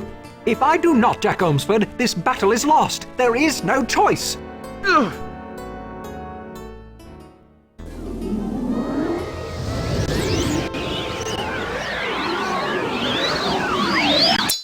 Davio. Brave elf. He gone. We have a magical diadem. The crystal diadem the shifter used to heal himself still glows with magical energy. Take it. You reach for the diadem to pick it up. You sense powerful magic within it. You feel the exquisite pleasure of magic flowing through your body, healing and restoring you. Feel You pick it up and place it in your purse. Oh, do that again. No, we're not going to do that again. I don't want to hear you guys talk about that. The diadem disintegrates in your hands. Okay. Pieces of broken wood from the splintered doorway litter the floor. So is all our party going to die by the end of this game? The splintered boards are no longer of any use. When were they ever of use? This side of the heavy solid oak door is mostly intact, but now dangles from a single hinge after the shifter's powerful attack. Take the broken door. You're not strong enough to break the door free from the remaining hinge. Not Kika. Elsek, you take the door. not need now. Oh. Fair enough. Torch. Torches eerily illuminate each chamber. Take it.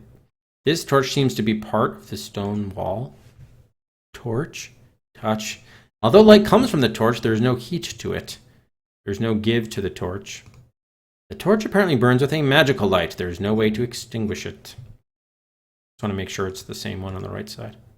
Oh yeah, look at the chamber. You're in a chamber deep within the Hall of Kings. Oh, we are in the Hall of Kings. The shifter's treacherous attack has left the exit doors in ruins. Nothing is left but the splintered remains of one door and another door hanging half off its hinges. Alright, continue. You work your way through a long deserted corridor until your way is blocked by a deep, wide chasm. Quite a drop down there. Makes me dizzy being this close. How we cross? We'll have to find out. Yes, but we should save. I don't understand what the... Why don't we have the Hall of Kings as a,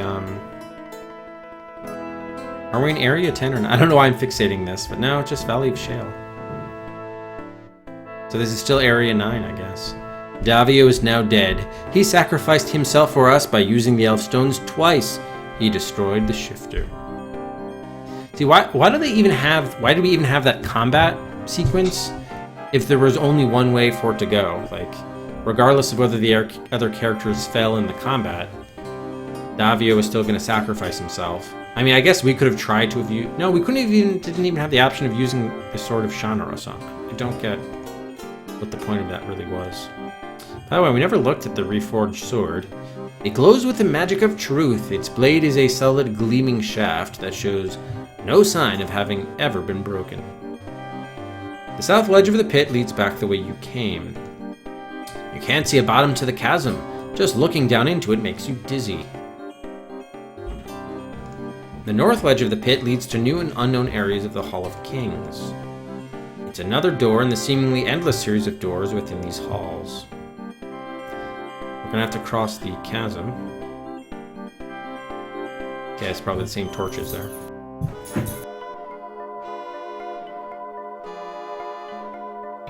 Rufus, is your tennis ball ball? Yeah, put it in your bag.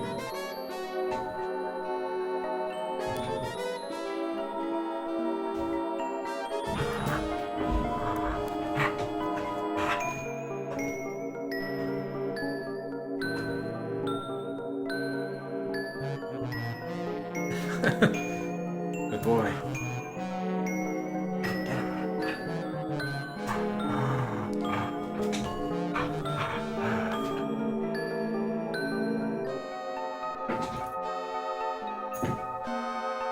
Good, Rufus. Hey, how's it going, Nikan? Alright, so we need to get across the chasm here. Can we get a jump death? That would be great. They probably will just say, oh, it's too far to jump. The chasm is too wide for you to jump safely. Yep, that's exactly what they said. Climb the chasm. You can't see a bottom to the chasm. Just looking down into it makes you dizzy. Cross the chasm. Too wide. Alright. So we probably have to... Can we tie the rope to the ledge somehow? You loop the rope... No, it doesn't work. Alright. Let's talk to Brendel. Need to find a way to cross this. Monsters will catch up with us soon. Telsik? Make bridge. Yes. Gika. That place. We go now? No, we do not. Alright, so we gotta make a bridge. I mean, we have rope. Oh, we need the, now we can use the door. You travel down the passageways until the corridor opens up and ends with the huge doors blocking your path. Can't backtrack any farther. Monsters are coming. Okay. Talzak, please take the door. Talzak carries the huge door through the passageway and places it over the chasm. Done and done. You expect me to cross that thing? I do. Must cross. No, you stay here. Monsters come, eat you. We get away. Good plan. I'm not getting eaten by monsters just to make Geeka happy. Lead on, Jack. Alright, nice. Alright. Knock on the door. The door is out of reach. Oh, fine. Cross the chasm first. Yeah, heavy oaken door now serves as a bridge across the chasm. You coming, Telsek? Telsek, stay. What? You cross over the chasm on the makeshift bridge. Looking back, you see that Telsek has chosen to remain behind. Is he gonna fight the oncoming monsters? Go on. We can't go on without you. Monsters come. Telsec stop. Couldn't we have just Jack, knocked over the tell door? Telsec to get over here before the monsters get here. Yeah, pick up the door and push into the chasm once you cross on the other side. Come on, man. This is totally unnecessary sacrifice. You're just being an idiot. Telsec picks up the door and pushes it into the chasm.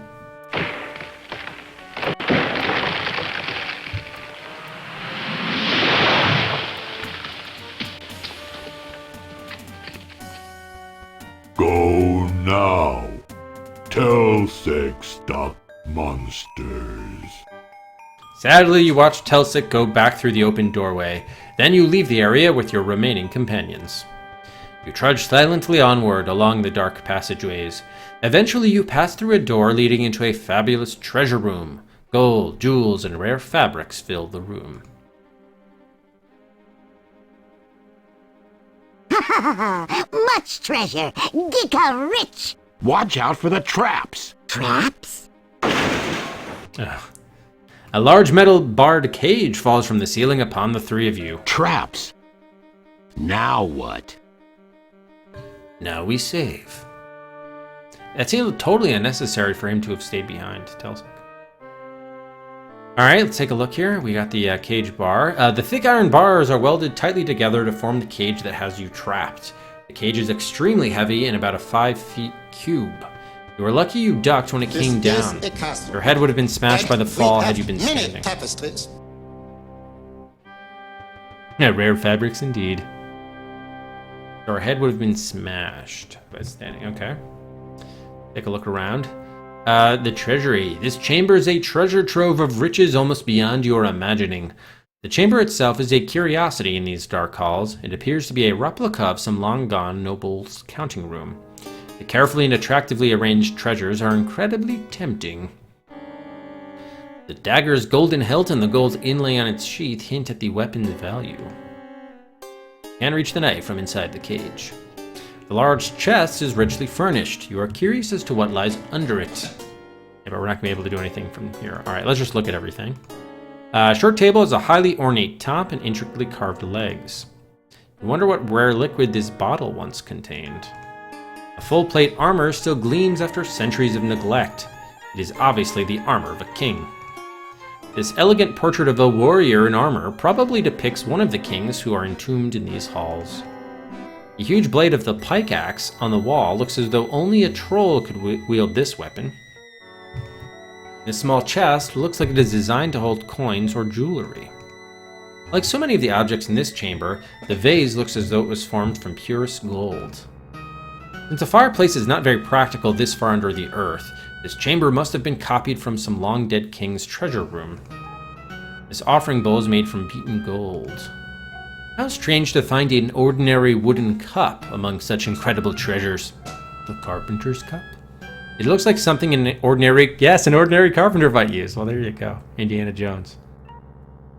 Looks like a funeral urn used to hold ashes. Large chest has handles so that it can be used to carry valuables from place to place. Perhaps it holds costly clothing of silk or velvet. Since gold is too soft to make a good shield against weapons, guess this buckler is purely ornamental. The carved staff looks too heavy for any practical value. Maybe it belonged to an old ogre. Oh, there's the Helm of Command. Okay, that's what we need. Your eyes tingle when you look at this helm. It practically radiates magic. With its ornate design and carved gem, this must be the gnomish Helm of Command. Yeah, according here, we have to speak words that gnomes must obey. Oh. So if we wear that, then we can control Gika. And it was buried here in the Hall of Kings, which where we are. When you nudge Brendel and nod towards the helm, you can see that he agrees with you. Neither of you thinks that you should point out the helm to Gika just yet. Indeed, he wants that too. The golden plate appears to have been used as a base for burning incense. The twin axes look more ceremonial than practical. Cobwebs festoon the ceiling and many of the treasures here. This helmet looks almost crude in comparison to the magnificent Helm of Command, who is probably a favorite of some ancient king. The covered golden pot may once have been used to serve rare and delicate dishes to royalty.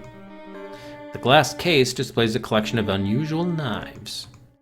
You wonder if these treasures once came from the beautiful castle depicted in this painting. It seems unlikely that any one castle, however impressive, could be that wealthy. Okay, I saw, oh, jar. This jar probably contains some rare oil or spice. This table is made up of inlays of dozens of rare woods. Here it is used as a simple table to display other treasures. The plush velveteen cloth looks brand new, although it must in fact be ancient. Great magic must have been used to preserve it through the centuries it has been lying here. Alright, is there anything we missed, or did we get everything? I think we got everything, huh? Or more or less. A golden orrery. The orrery shows the movements of planets through the spheres. We've never seen one made of gold before. Oh, spear? The spear looks very sturdy. It might work as a lever to hold up the cage if someone could get to it. Aha, alright. Talk to Brindle. What do you think about this, Brindle? Well-constructed cage, weighs a ton. How can we get out? If we could get that spear over there against the wall, we could lever this and maybe wedge something under the cage enough to squeeze out the bottom. Getting the spear is going to be the trick, though. Alright, I'm glad I looked at the stuff first and had... I mean, they just tell you what to do. What do you think we should do? Besides strangling Geeka, you got me. Not kill Geeka. Geeka, good gnome. Geeka, thoughts? What do you think about this, Geeka? Got to get out. Much treasure here. Can we trust you? Geeka, good gnome. Geeka, not kill friends. How do you think we can get out of here? You think of something, then get out. Fair enough. Alright, can we throw the rope at the spear? You can't reach the spear from inside the cage. Yes, of course. Alright, break the cage bar. You don't have anything that can affect the iron bars. Climb the cage bar. You climb on the cage bars, but can't seem to reach anything useful. The cage does rocks a little during the climb, however. Push the cage bar. Cage rocks a little when you push against it, but you aren't strong enough to lift it by yourself. Lift it. Alright, Brendel, you lift it as well? I think we can lift this enough that the gnome can get out. If he can get that spear, we can try to lever this cage up. You and Brendel work together to lift the cage about a foot. Geeka barely scrapes through the gap. Alright, how is he gonna screw us now? Now what Geeka do? We need you to bring us the spear from over there. Pretty dangerous. Many traps. What you give me? Watch your step for traps. Geeka not stupid. Geeka not get caught again. Please help us get out of here. You prisoners again. All the time prisoners. Geeka have torque. Geeka very powerful. Now Geeka need Helm of Command. You can have it if you get us out of here. How?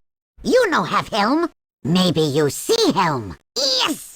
Is Helm of Command. Geeka become great leader. Geeka command everyone.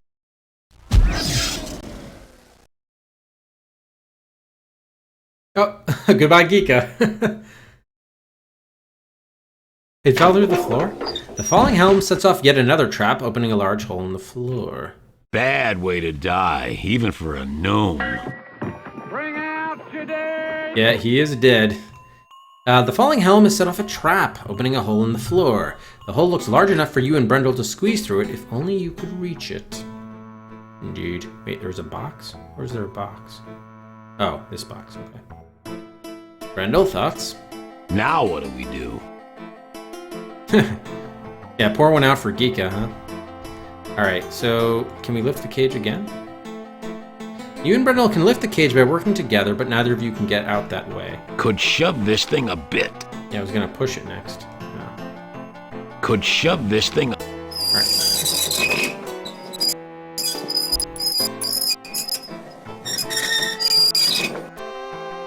Together, you and Brendel have shoved the cage forward far enough that part of the hole is now under the cage. Ironically, the cage itself protected you from the falling weights, swinging size, and other traps you set off in the process, which apparently we didn't see. Okay. Oh, there's a jewelry case here. Small jewelry case, barely large enough to hold the Star of Bengal and the hook diamond. We still can't... Yeah, okay. Alright, just go down then. That's too far down. Don't want to break your neck after coming this far. You were too hideous for this world. Alright, tie the rope to the cage bar. You tie the rope to the crossbar and down through the hole in the floor. The rope doesn't quite reach the floor below, but it's probably close enough for you and Brendel to jump the remaining distance safely. Okay, now go down. You expect me to climb down that? You point out to him that he doesn't have any other choice. Well, you go first. And don't expect me to keep my eyes open. I won't. You climb down the rope, jumping the last 8 feet to the floor below. Brendel is unused to climbing, however. He loses his grip halfway down and falls to the floor before you can help him. You don't like the sound of the crunch as Brendel lands on his arm. Ouch. Was that his arm? The trapdoor snaps shut behind you and Brendel, taking your rope with it. You find yourselves at the base of an immense, grim idol. Now which way do we go? You hear a voice in your head. Go through the idol's eye.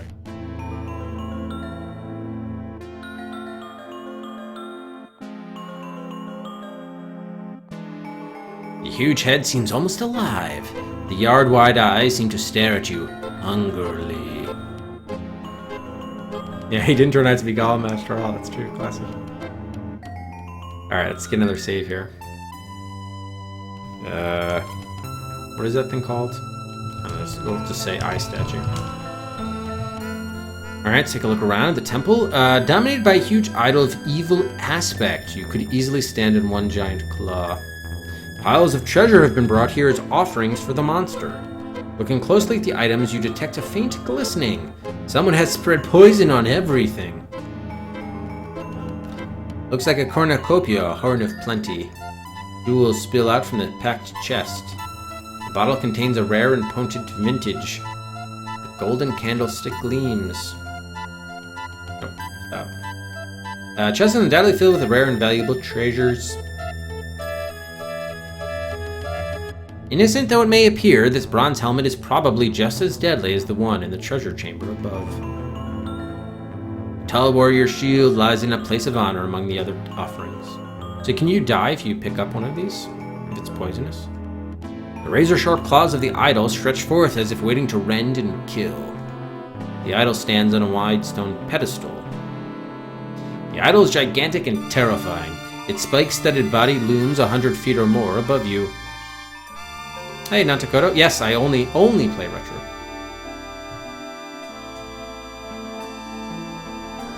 We're doing a DOS Adventure Quest. Don't mess with it. So we're playing only DOS Adventure games, and then also second generation video games. Both of the temple doors open inward. Neither has a lock or handle accessible from this side. It looks as though you're trapped here unless something opens the door for you from the other side. Fair enough. Alright, let's see if we can get a death. What if you just take the shield? Remove the take the shield. You have considerably more to worry about than wealth. You don't really need to steal the offerings.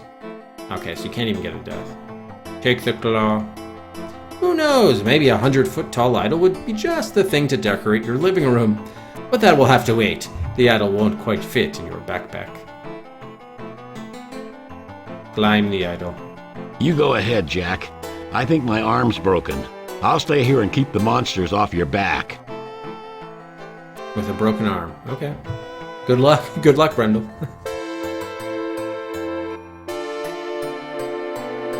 Isn't that the way it's supposed to be the way out? You climb up and examine the eye of the idol. It seems to be made of carved crystal embedded in the statue. You see no way of prying it out or opening it up. The idol's giant teeth look deadly. The mouth is tightly closed. Break the teeth. The violent urge quickly passes and you decide not to break the teeth. Oh, you look back at the base of the idol, hoping to find something there that may help you escape this place. Okay. Snout. The idol's huge pig-like snout is unfortunately quite solid. You can't climb out through it. And Nantakoto, thanks very much for the follow. Welcome to the DOS Adventure Quest, Nantakoto. Yeah, I was trying to figure out if I reached Area 10, but there are only 9. It seems that we're in the Hall of Kings, but it only lists 9 items in our book. But yeah, I don't know if you can consult a walkthrough or game facts or something, Mr. Viking. See if we're in Area 10 or not. Because I was thinking that the Valley of Shale was like the outside area. Now we're in the Hall of Kings because we're inside, but I don't know. Alright, eye. The two eyes look slightly different. This one seems to be carved from the same smooth polished stone as the rest of the idol. This eye appears to have been carved out of a single huge crystal, almost 4 feet across. We break the snout? No. Search? Oh no, not the temple. Enter the snout. We can't figure out how to get into the snout. Alright. Can we enter this eye? Oh, we can't figure out how to get in there. Take the eye. Okay, you can't do that. Break the eye. Your fist glances right off the crystalline eye. You need something more powerful. Okay, that's the sword of Shannara. Maybe we could just use the normal sword? Attack the eye with the sword. Okay, we need something more powerful than the sword. How about the... We still haven't used that helmet. No. Well, these ritual dagger... Oh, maybe it is a ritualistic... Oh, there's horns. We didn't look at that. Idol's horns betray its demonic origins and dark nature. Okay, attack the eye with the ritual dagger. No. Okay, and the knife won't work either. Alright, so we need something to break that eye, and I'm guessing the Sword of Shannara we're only supposed to use against Brona. Now remember we were supposed to look at this ourselves somehow. Crystal. Didn't we pick up... Oh, we did pick up the diagem, but that was already used to heal the party. Okay. Oh, so you think we're in Area 10, classy fellow? Box. Alright. Yeah, we're not supposed to use that yet. What if you go left? No way to open the door from this side. Okay. Maybe we do need something from below. Teeth. Are there any other hotspots here?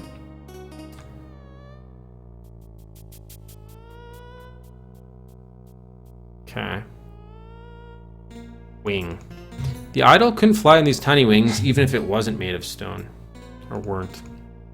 The razor-sharp claws of the idol stretched forth as if waiting to rend and kill. Yeah, you can't break the wing. Yeah, maybe if we can, like, hack off one of these claws or something, we could, no, not the temple, the claw. If we could break off one of these things, it would be powerful enough to break through the eye. Alright, now. So, and we're not supposed to get any of this stuff. Because this is all wealth stuff. Bottle. It's wealth. Rare and potent vintage. And Brendel's not even here for us to talk to him? Interesting. Climb the platform. There isn't any place on the platform to get an adequate foothold. Okay. So what are we missing here? Horn, chest of jewels. Oh, we can move it with something else? Oh, there's something behind the chest of jewels? Not holding the shield. Okay. Move the chest of jewels with... I don't know, my sword? You and Brendel start to block off the doors with the fabulous objects. However, you seem to have set off a secret alarm, because before you can finish... Monsters! Wow, really?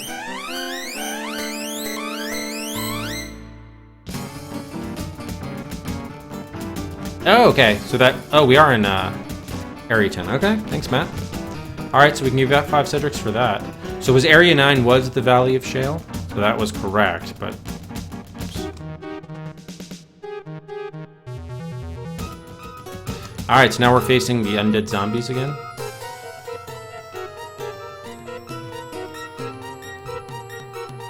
Alright, let's go after OGs, but we only have 2 guys now, that's the problem.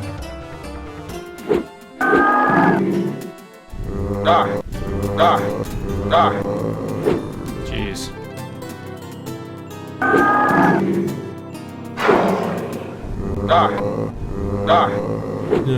Yeah. Man, we suck at fighting. Let's have him defend himself. Defend yourself, Brendel.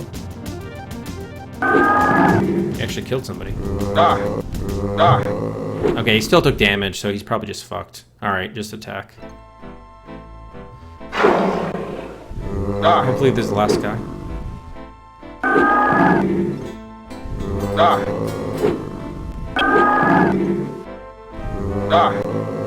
He's gone.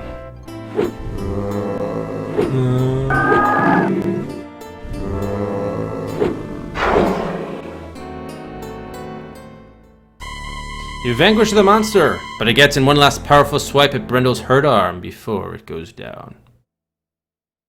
The gnome camp, I think, was 8, actually.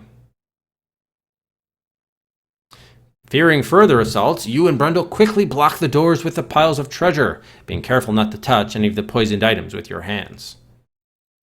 Okay, so that seemed like it was a good thing to do. Let's save again. At least he's not dead, he just can't fight anymore, I guess. Maybe he gets healed up, I'm not sure how that works.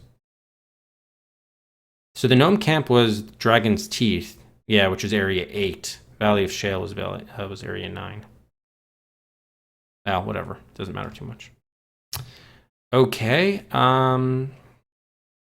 So we can't even talk to him. Fabulous treasures have been placed here as offerings before the foul idol. Knowing the greed of gnomes and others of Brona's followers, they could be just as deadly as those in the treasure room above. Can we take the remaining stuff or not? No. Can we move the bottle with our sword? You can still hear monsters beyond both doors. You will never make it out that way. I know, I'm just trying to move this stuff. Alright, whatever. I guess we go back up top. I thought there might be something to do there, down here, but apparently not. Alright. If there is a way to escape this chamber, it isn't down here. You look the idol over in hopes of finding an escape route. Well, we know it's the... or at least we were told it's the eye. We can't, like, push the wing or anything, huh? And we only have this stuff. This is the ritual of release, food, helmet, box of stuff. Can we pour water on the eye? Shake a few drops, but they don't seem to have any effect on the eye. Light the lantern. There's plenty of light here already. Okay. We can't attack the eye. Something more powerful than a sword. Like a fishing pole. Go fishing. You don't have that much idle time that you can afford to go fishing for a way out of your predicament. Alright, journal, knife, we already tried. Unlock. Okay, fine. Yeah, we don't really... the ritual dagger we tried as well. So, there must be some sort of hotspot around here somewhere where we can get something else. Now, we can't talk to Brundle. He's gone for whatever reason. Even though he's in the room. That's the weird part. We cannot talk to Brundle. Like, he's not in our party anymore. Even though he's supposedly... he fought alongside us. I don't know. Alright, so we can't take anything. We can't break anything. So there must be some sort of hotspot that we're missing. Yeah, there's the wing, there's the claws, the eye, the snout, the teeth, the horns. That seems to be it. The foul idol's head is the size of a small hill. Two baleful, unmatched eyes seem to stare right at you, and those teeth look as though they might bite into you at any moment. Hey, Deathlab. No, there hasn't really been any difference between attack and cut. Occasionally, you just need to, like, you know, cut a piece of rope, and then you don't really attack it. But really, they've been the same. Alright, no way to open the door from this side. Okay. I'm thinking we need to get something from here, but apparently not. Unless there is... Okay, yeah, these are all the same hotspot now. And we can't break off these claws either.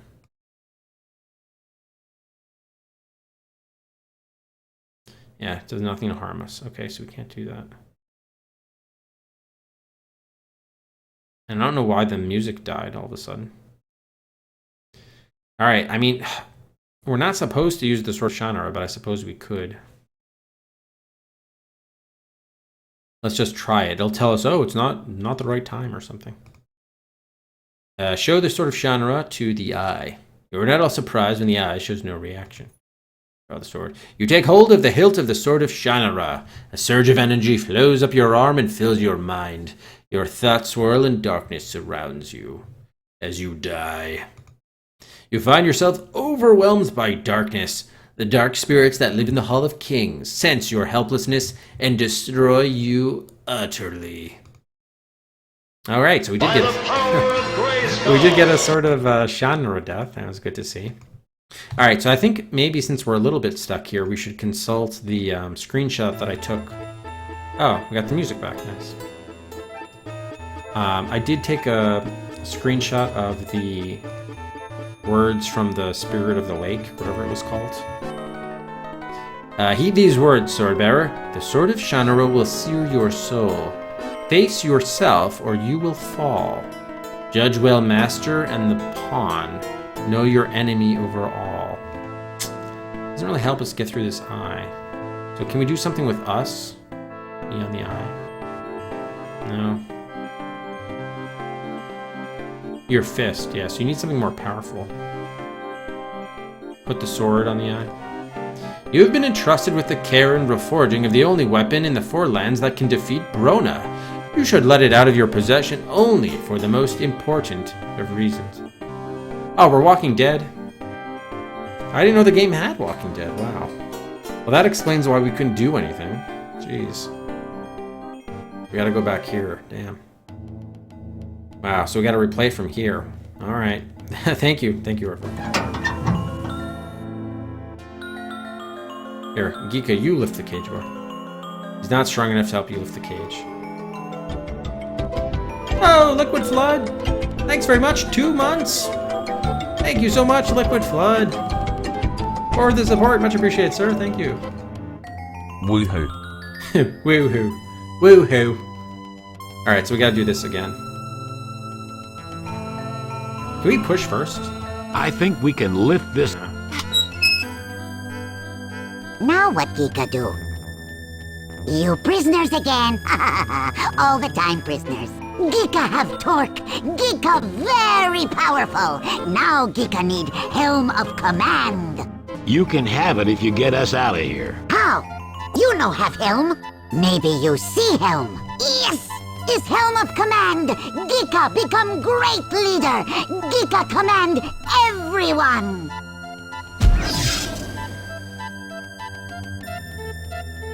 I like how he kind of looked around. He's like, what happened to my arms? Bad. So what I don't understand is, why did we lose him as part of our party? Probably we shouldn't have climbed up first. We probably need to move the belongings before we climb up. That must have been the issue. So it must have been a slight bug. That's too far down. Well... Now which way do we go? Go through the idol's eye.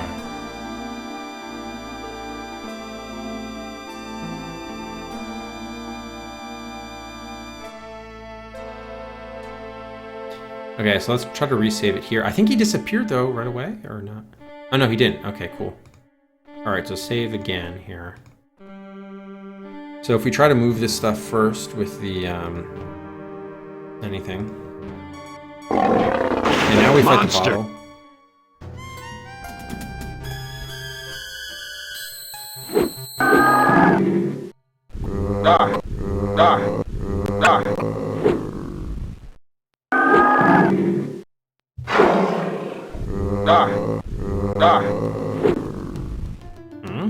Oh, he just switched positions, oddly. Man, how come we never land hits? We suck. Everyone always takes off huge chunks of the enemies, and we never hit them. Oh, a little bit. But not enough to finish him off.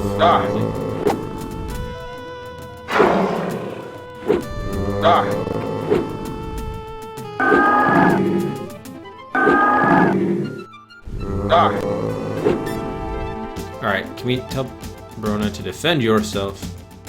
We'll finish him off.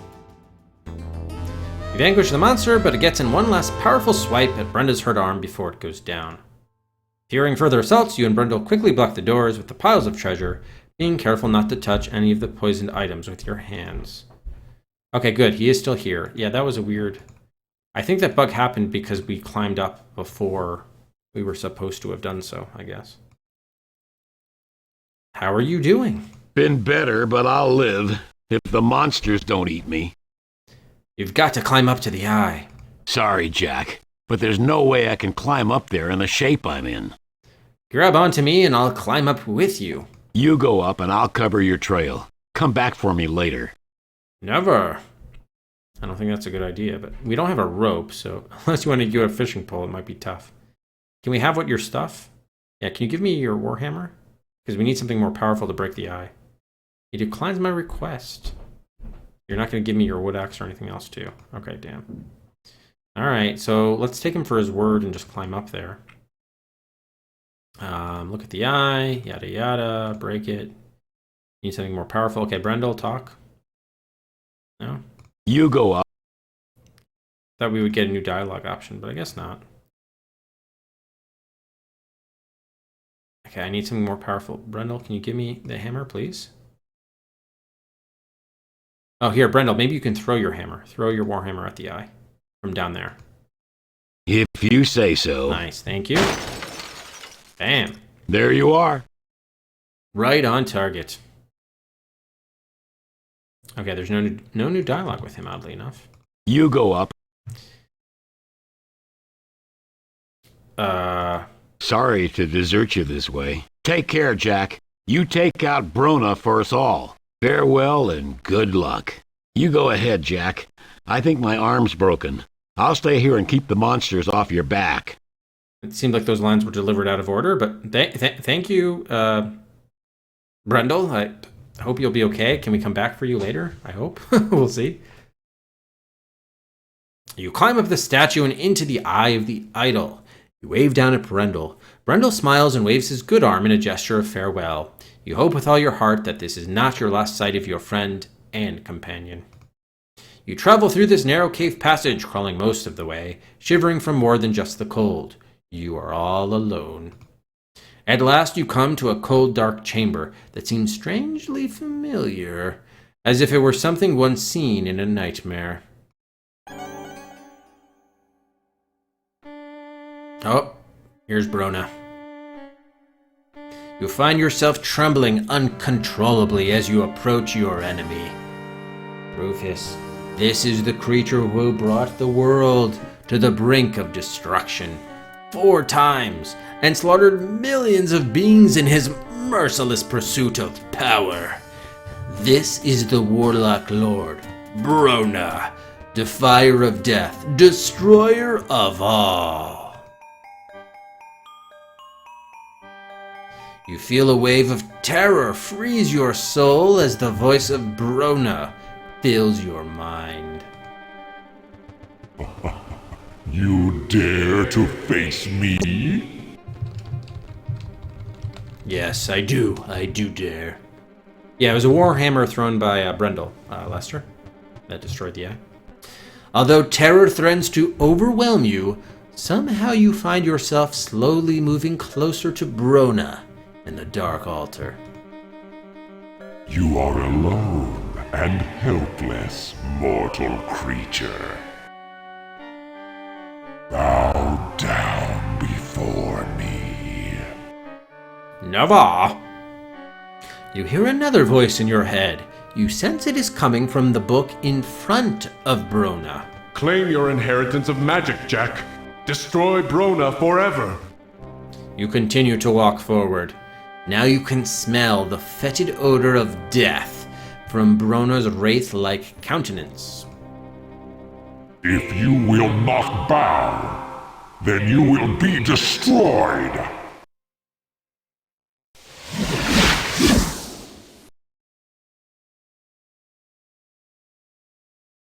Jack, you left me behind to die. How could you? Now, you will never leave me again. Oh shit. Alright, yeah, we should have done the release thing. We did do that, the alternate thing, but I didn't save it there because I thought we could save her. We could keep her alive, but then they just had her killed her. Oh god, so now we have to fight her. So this is the first time we've probably seen branching paths in the game, where if we had done the release spell, then we wouldn't have had to fight her. So, worst comes to worst, we may not be able to kill her at all. Because God knows we suck at fighting. And in that case, we're going to have to replay that whole, last 2 sections of the game. Which, fortunately, we could probably get through fairly quickly. But damn, that does suck. And we know we can't draw our sword until later. So that's going to suck. So, yeah, we may die here. Let's see. Why are you hurting me, Jack? Don't you love me anymore? Well, can we retreat? Or defend? Retreat. You are trapped in this room with Shella and the Warlock Lord, and there can be no retreat from this final meeting. At least she's not really hurting us, for whatever reason. Defend. Okay, well, yeah, we have no other option. We gotta attack. Sorry, Shella. Sorry. But this is probably, not even if we can kill her, it's probably not gonna be the best ending, I would think.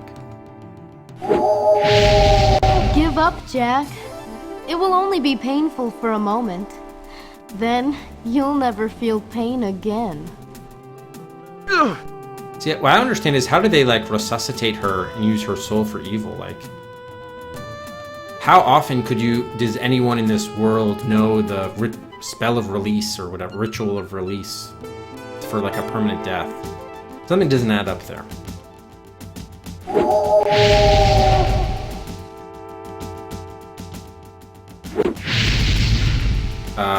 Can she not be killed? Really?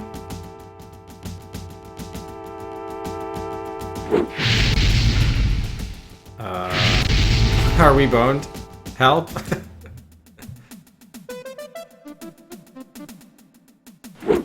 Jack, how could you kill me? How could you let me die again? I love you, Jack. Farewell. May we meet again soon. To be fair, you attacked us.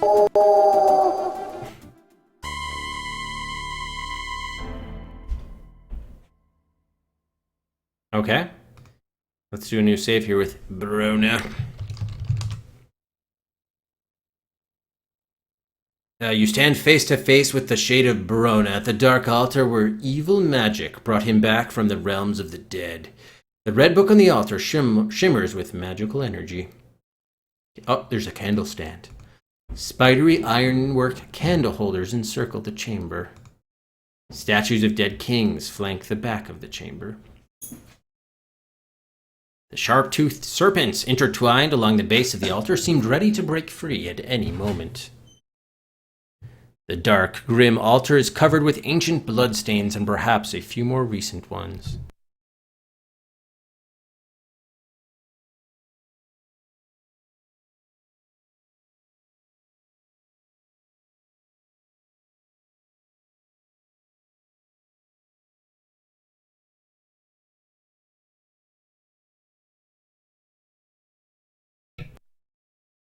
All right, let's see here. What else do we have? The serpents, dark altar, the book. A strange book sits on the altar. All of your senses are aroused by the intense aura of magical energy that surrounds it.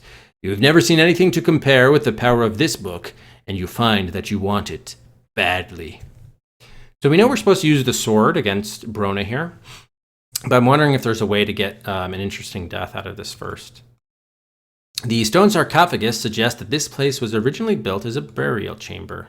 Can we open the sarcophagus? Die, mortal! The sarcophagus can't be opened. Yeah, okay. So you probably can't do anything. You feel the agony again. Your body grows weaker. What? Wait, really? We're not dead? Light the lantern? Die, mortal!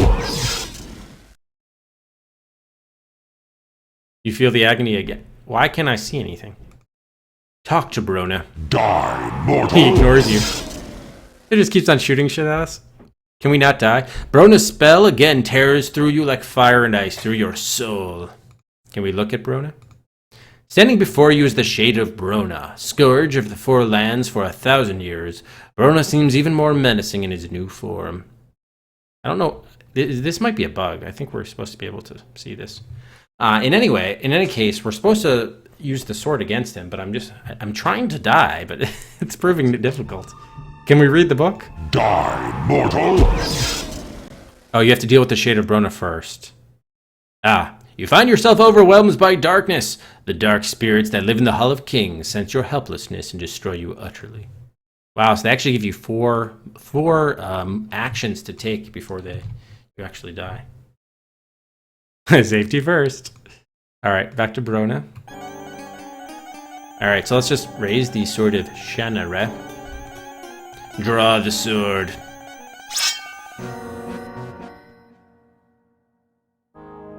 You take hold of the hilt of the Sword of Shannara. A surge of energy flows up your arm and fills your mind. Your thoughts swirl and darkness surrounds you.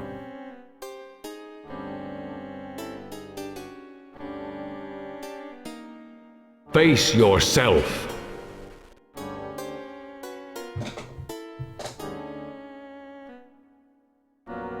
I'd love to. Am I supposed to? Oh. Meaning go back? Okay, I can go back or forward, apparently. So to face myself, go back?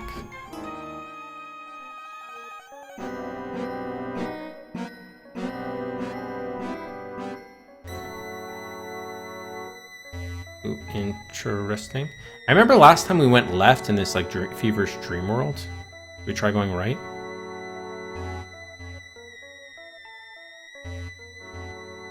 I have no idea what we're transpiring here. Yes. Just go forward this time?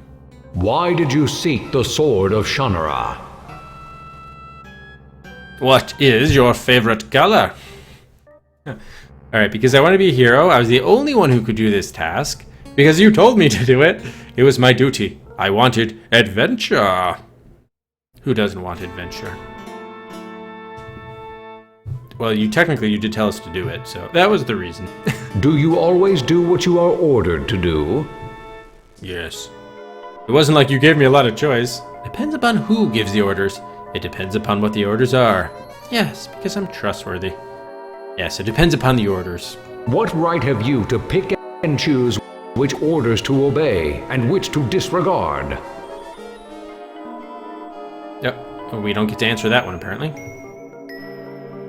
Hey, Myriad. Apparently no unrelated swallow questions. I would, Matt. I would. With this character, certainly. Shit, did I just turn around? I missed it. Fuck.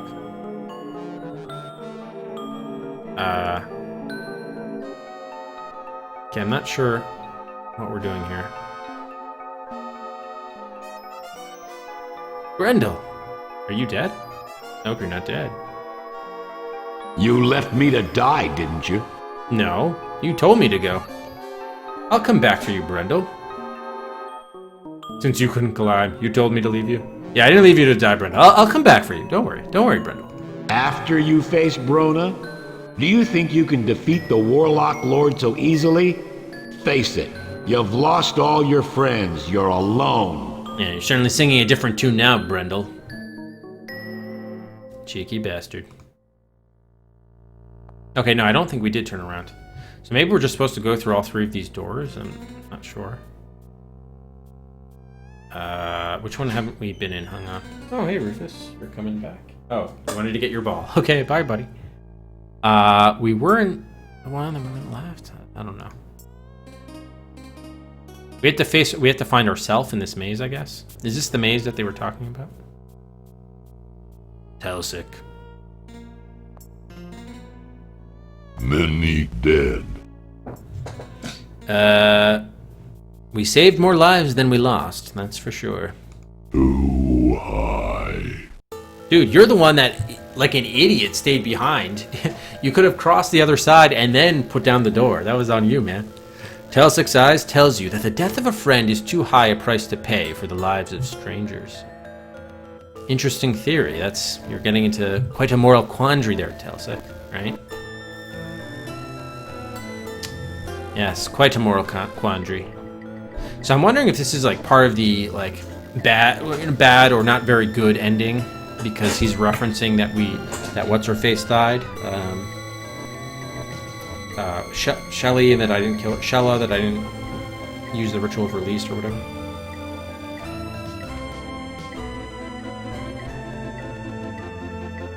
I'm not sure it matters which direction you go in, I'm thinking.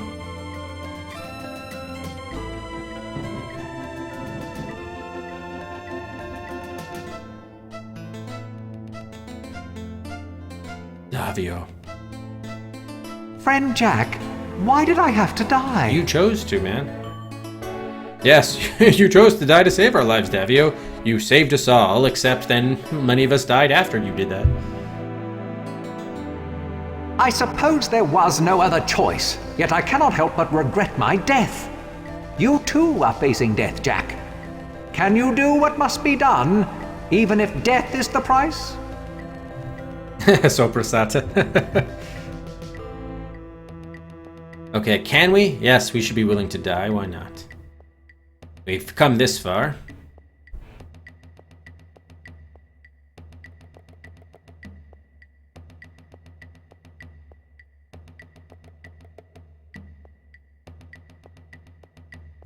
Why didn't you release me, Jack?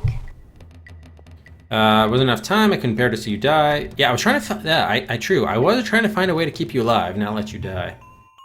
Instead, by doing nothing, I did you something. condemned my soul to the Warlock Lord. You should have done something, Jack. Anything would have been better than nothing. Dude, I was trying to save time to get you to a healer. Huh, some gratitude. We're gonna see Geeka next or whatever. That'd be great if he's here. Oh, no, Al-Anon again. Are you a leader, or just a follower of orders, Jack Omsford? I'm a leader. I never tried being leader. Yes, I organized the expedition and led them here. Unless you succeed in destroying the Warlock Lord forever, nothing you did will be significant, and all you did will be forgotten. Remember the words of Brennan, and judge well who is master and who is the pawn. Yeah, some of these complaints are a little unfair, I gotta be honest with you. A lot of these characters decide to do this. What? You just changed blonde hair? What? Although you feel as though you have spent hours walking through the dark visions in your mind, no time seems to have passed here in the Hall of Kings.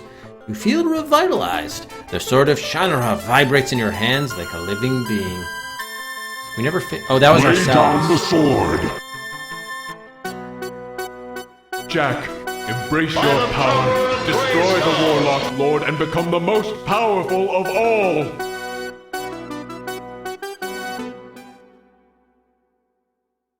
I mean, isn't there... I don't understand what the decision point is here. We're supposed to attack Brona with the sword. That's supposed to be we're willing to die, and etc., etc. Let's do it.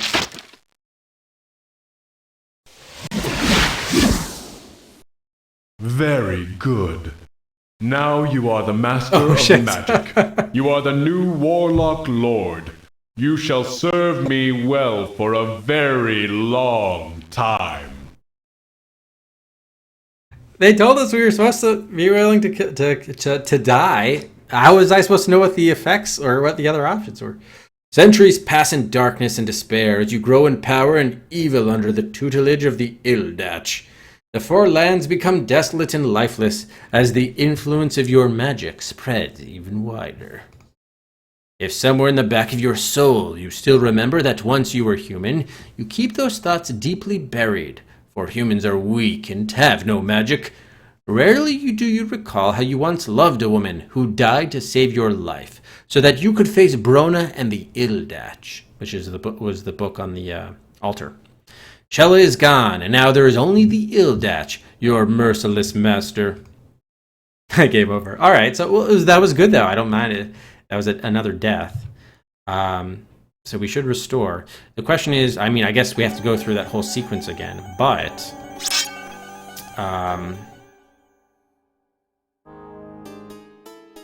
I don't know whether the choices of the doors matters at all. That was weird. Face yourself. Well, it's a death in the sense that you got the game over screen, you restore. It wasn't a good ending, so that qualifies as a death by the challenge rules. If you're met with a hard game over and it's not a good ending, then it counts as a death. Why did you seek the sword of Shannara? So we have to face ourselves, which I guess we kind of do when his face changes, but clearly we're meant to do something with the book, or maybe we kill ourselves with the sword. Yeah, probably you have to kill yourself with the sword. Well, but how does that take out... I'm not sure how that takes out Brona, though. That's the thing. There might be something with the book involved. Alright, I was the only one who could do this task. What of your father, Shay? My father was... yeah, he already had his adventure. Yeah, he was needed to protect Shady Vale, it's true. Your father would have gladly traded places with you, wouldn't he? I don't know, you'll have to ask him.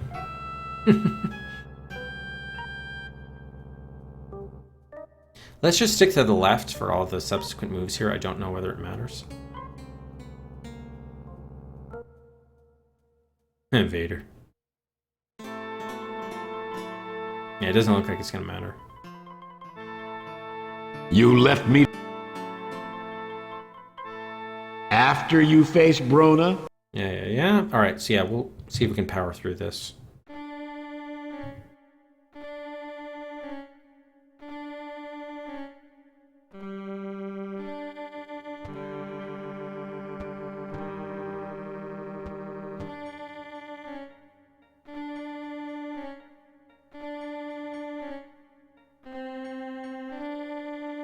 Many dead.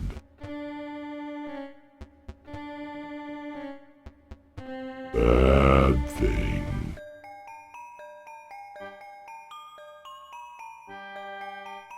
Whoa, so by saying he implied that you did a lot more, you should have done thinking?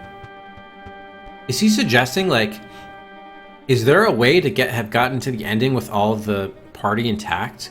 Because it seems like some of that was just totally scripted. But if so, I give the game a lot more credit. It didn't seem as if you did have the ability to... Were there like alternate solutions that would have prevented people from dying? Like, case in point, Telsec, like, we crossed the bridge. There was no reason for him, nothing that we chose to do should have resulted in him refusing to cross the bridge with us. That made no sense. Friend Jack, why did I have to die?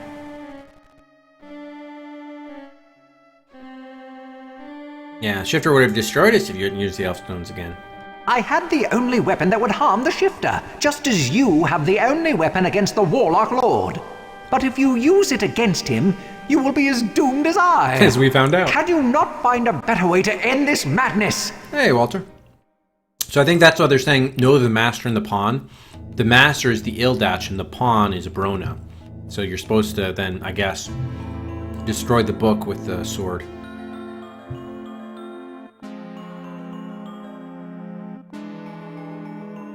But we'll save, you know.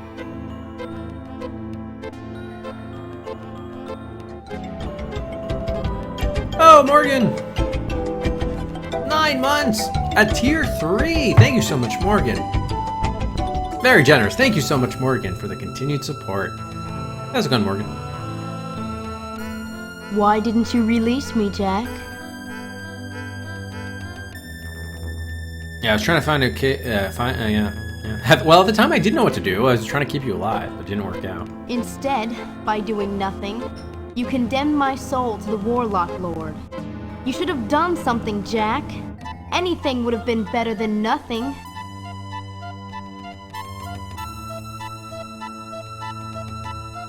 I'm wondering whether you can use the sword to kill yourself, though. That would be interesting.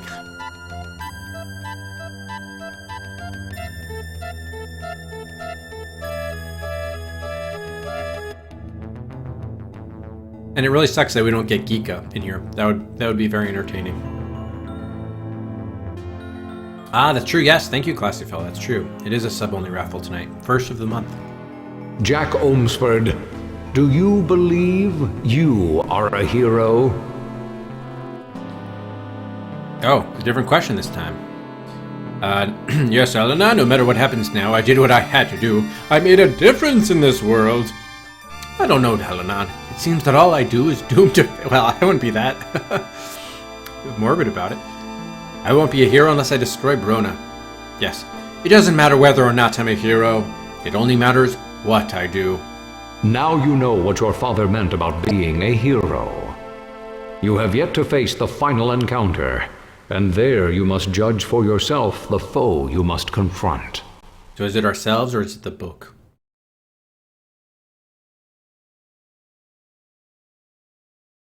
Oh, we're definitely going to save. Lay down the sword. Oh, and lay down a sword is an option. That's an interesting Jack, embrace your power. Destroy the Warlock Lord and become the most powerful of all. Oh, see, I missed when whoever said that said become the most powerful, which you definitely do not want to do. So let's do a new one. Sword decision time. So there is the book here. Suppose the book would actually be interesting. What would happen? Let's just try it. Die, mortal! Oh, okay. He just does that shit. The spell still to sear the skin from your body. The pain is excruciating. Alright, so you can't really do anything unless you... Yeah, let's just attack. Not the serpent. I don't know why. Can we, like, destroy the book with the sword? Let's see. Yes. The maelstrom of magic swirls in a vortex around you and is drawn away to wherever the Ildach vanished.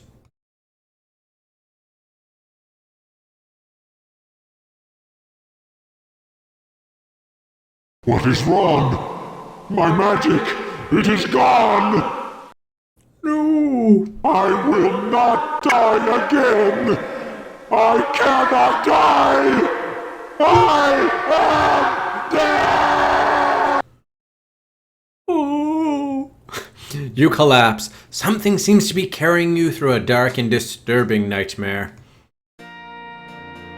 With the passing of dark magic from the Hall of Kings, you find yourself curiously drained of energy.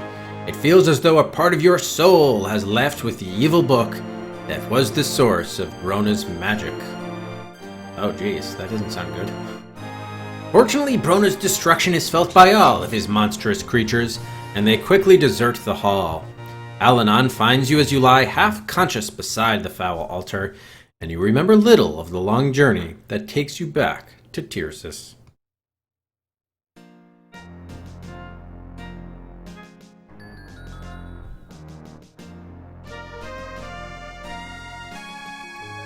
You look much better now, Jack. It is good to see you up again. And you too, Alanon. You too. What happened at the Hall of Kings when I attacked the book? The Ildach is gone, and with it all its magic within and without. Brona was only a figment, a feeble ghost. Without the magic of the Ildach, he could not remain in this world. He faded from existence forever. Why didn't you tell me that the real enemy was the book? In the beginning, I did not know of the Ildach. Even the Shade of Bremen was unaware at first of the book's influence. The Ildach was watching you from the moment you saw Brona in the mirror, and seeking to use you. Which mirror? Every act of magic you performed, every magical item you held, strengthened its power over you. It could read your very thoughts. If I had warned you that the Ildach was the true enemy, it would have known you could not be controlled, and would have destroyed you. You judged well the situation in the Hall of Kings, and before the Ildach could react, it was forced to flee. What happened to the book? Its flight required an incredible amount of power. It will not return to this world for a long time. But when it does, it will take more than the sword of Shannara to destroy it entirely. Who wrote the book? Isn't that the true evil? The mind behind the book? But the book is apparently sentient? Is that what we're to conclude here? What was wrong with me after the Ildach disappeared? You were using magic from the beginning of this adventure, and it had become a part of you. When the Ildach vanished, it took all the magic that was within you. If you were not as strong as you are, the loss would have destroyed you. It took a great deal of my magic to help you recover. Your friends are coming now to witness the return of the Sword of Shannara to the Sword Vault, where it will remain as a symbol of freedom. Freedom? Good to see you up and around. You looked pretty bad for a while. Ah, Brendel survived. How did you get away? I blocked the doors and set up some traps for them. I was fighting one and it screamed and disappeared. Next thing I know, Al-Anon comes through the door with Telsec, and we went the long way around to get to you. Thought you were dead when we found you. Ah, so Telsec survived as well. Are you all right? Right arm's a little stiff, but I'm fine. So what are we going to do now? Going back to Cullhaven to take the hammer back where it belongs. Maybe I'll settle down there for a while. Boy, Brendel, I sure am glad to see you. Thought we wouldn't make it, huh? Wouldn't miss this for the world. Good work. How did you manage to survive? Fight tough. Monsters are afraid. How many monsters did you manage to stop, Telsec? Many. Thanks. What are you going to do now? Go to Disney World? Go home. That's probably a better choice. I'm glad you came here. Telsec happy. Again, the Four Lands owe the Ormsford family a debt of gratitude that can never be fully repaid. I give you my thanks, and the gratitude of all the people of Tircis, for confronting the Warlock Lord and destroying him forever. Have you had any more trouble in Tircis? Not since you dispelled the barrier around the Sword Vault. That's what summoned the walking corpses. What's happened since I've been gone? I sent the Border Legion of Tircis to aid Lee and Shady Vale. Then I sent word to Eventide, and we prepared our armies to march on the Hall of Kings and bring the war to Brona directly. Fortunately, you succeeded in your mission, and our armies were unnecessary. What's the word from the south? Minion Lee is almost fully recovered from the effects of the poison. Lee was besieged soon after you left, but our Border Legion drove off the monsters. Shady Vale suffered damage, but there were few deaths, thanks to your father. I thought we were given intel that Shady Vale fell. What was up with that? Thank you for this. You are most welcome, Jack Ormsford. I wish to thank you for bringing peace between the Trolls and my people. It would have been a bloody and meaningless war. I also owe you the life of my youngest son, Ain. Your name is honored in Arbelon, Jack Ormsford. What happened with the Trolls? The Trolls returned to their homeland to prepare an attack on the Warlock Lord. They even agreed to coordinate their attack with our armies. I think the Elves and Trolls will be allies for a long time to come. Did you know that Davio died with great honor? I mourn the loss of the gentle scholar Davio. He was valiant, and his deeds will be written into the history books that he so loved. What will you do now? I will return to my sons in Arbelon, and hopefully we may enjoy the peace that you have given us for many years. Why are you even here? I came to meet with Valinor and discuss the war against Brona when word came that the Warlock Lord was defeated. My scouts accompanied Al-Anon, you and your friends, back to Tircis while you were unconscious. So, how did you enjoy your adventure, Jack? Is that our father, Shay? Kind of look on the younger side. Oh yes, it is our father. Father, what are you doing here?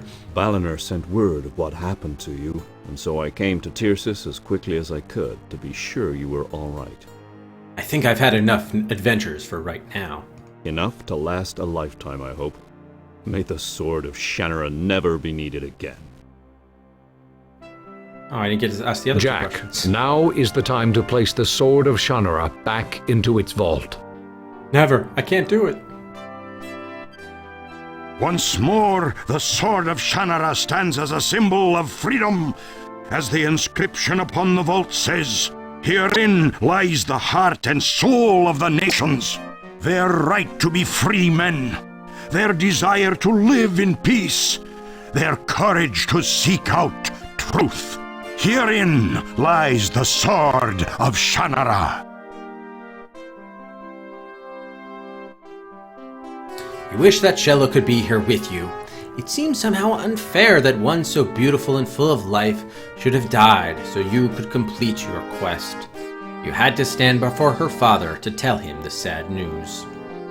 You are no longer the boy who left home, rather than face an argument with his father.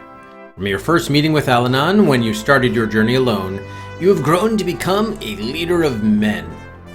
You are hailed everywhere as a hero, but you have also learned the terrible sacrifices that a hero must make. Brona's evil is vanquished from the land forever. The Ildach has vanished, though none can guess when its evil may surface again. Your journey has been a long and perilous one, but now you are home in Shady Vale at last. You pass Stenman's book into Alanon's keeping, and vow never to use your father's elfstones or to be tempted by the power of magic again. In time, the peaceful life in Shady Vale eases some of your pain, although you never again return to the innocent boy you once were. The end, and there it is. After 11 hours and 44 minutes, Shannara has been Shannara'd. We have defeated the Warlock Lord Brona, vanquished his evil book, the Ildach from the lands. Many people died, but others did live, and we will remember them, always. So yeah, I mean, obviously we could have saved or done the Ritual of Release, which we actually did do, but then I restored back to the other save slot. So you could have used the Ritual of Release, which I guess would have changed some of the events later, but I don't know if now the game definitely does seem a bit more scripted. I don't know whether it really affected things and there was ways for Shella and or Davio to not have died. Yeah, thank you everybody for the GGs. It was an enjoyable game. It was definitely on the easier side for sure. Like, it wasn't much of a challenge. There were 2 or 3 times where, it took a while and had to think, and then we did use. I'm now even forgetting what the hint we used was, but it was an entertaining game. I mean, I think it was very well made. It was just a little bit too linear, or if you're only in like 4 different screens. It just makes the possibilities so much more narrow. So that's kind of what contributed to the game's lower level of difficulty. Okay, yeah, it is scripted. Wait, that's why I said I should design. Why should I design the game's classy Shella? Hey, how's it going, Carl? Yeah, no, it was definitely well done. Like, the voice acting was really good, and I enjoyed the story, the plots. Like, I could see myself having enjoyed the book, the book series, Shannara. It definitely, I can't accurately judge it as like how effectively it adapted the source material, but it did make, like, I could see the source material, the books, being pretty good. There was a little bit too close to the Lord of the Rings, the power of the One Ring, corrupting power, reforging swords, and all of the different races and so forth. So it definitely hewed a little bit too close to Tolkien, I think. It would have been better if it had been a little bit more original, but it's probably a better analysis to do of the books themselves. It's still the weakest Legend game. Okay. We still have Gateway 2, right? I think is that the last Legend game we have? Oh no, there's also the Spellcasting series? The Steve Maretsky trilogy.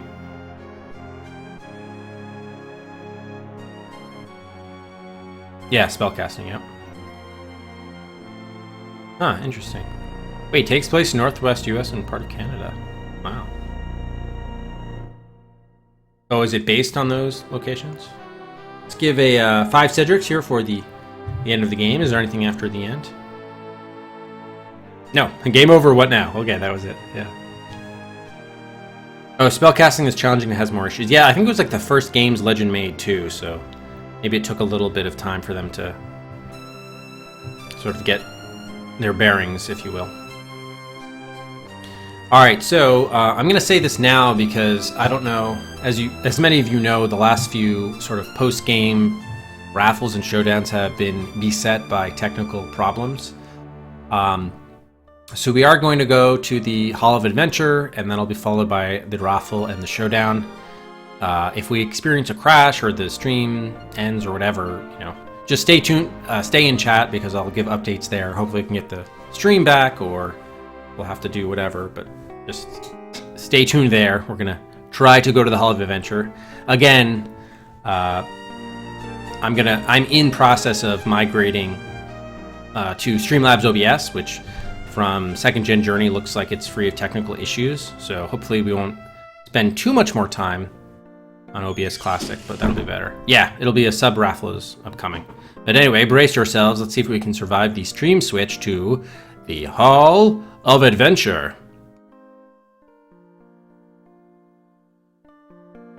Yes, we made it.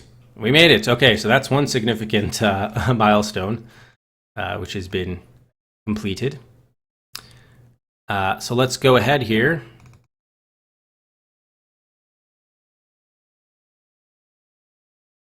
And at game number 132, Shannara up on the shelf.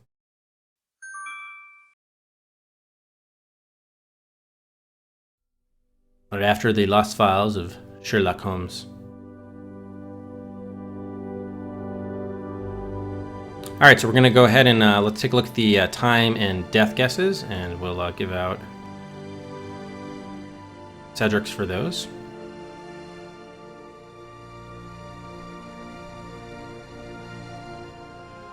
We never got the Helm of Command, by the way, which we were supposed to have gotten, at least according to the Al-Anon, but we never saw that again after it dropped through that the hole in the floor.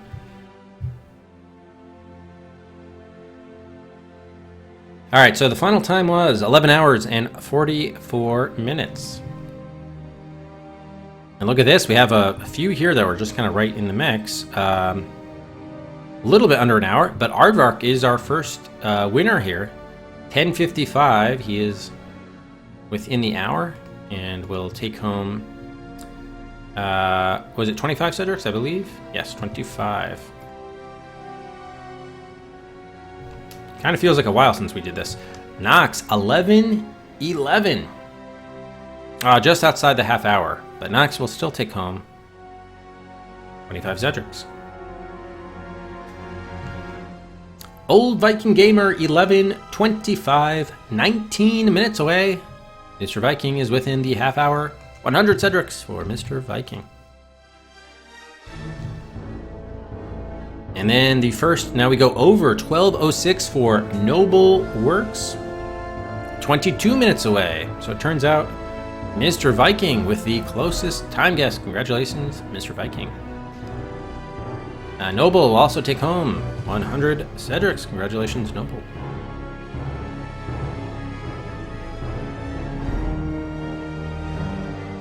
Olimar's 12:12. Did make it within the half hour. Just 100 Cedrics for Olimar's. And then Mantis 12:54. That's 70 minutes over. The Mantis was close, but no cigar here. Mantis, again, is historically the best at time guesses. And then other folks here also over: Glitch, Boss, Dark, Miria, Hakai, Vrak, Akago, Walter, Lester, Travis, Moff, Zero, Materian. Alright, now we have our deaths. I think the final death count was 11. And we got a good mix, I think, of some different deaths. It was unfortunate that the deaths themselves weren't that entertaining, as far as like messaging, and there wasn't much in the way of like... It was basically all text messaging, right? There was no animation or graphics or even funny death messages. It was all just like, oh, your body gives out or whatever. So 11 was the final there. Noble was within, actually 5, right? Yeah, we'll receive 25. Nicely done, Noble. A death and time guess winner. Silo, 9, was within 2. So we'll receive 50. Nicely done, Silo. Ambrosine guest 10 was 1 away. We'll also receive 50 Cedrics. Nicely done, Ambrosine. And Faniza just over. We didn't have anyone get it exactly. But Faniza was 1 away. Also 50 Cedrics for Faniza. Aardvark 2 away. Also gets 50. Yeah, wow. So we actually had 9, 10, 8. Look at this. 8, 9, 10. Not 11, but we had 12, 13, and 14. Everyone with all around it. But no one got it exactly. We have Boss here. Was within 5. Will take home 25 Cedrics. Was 3 away. Morgan at 15. Also 25 Cedrics for Morgan.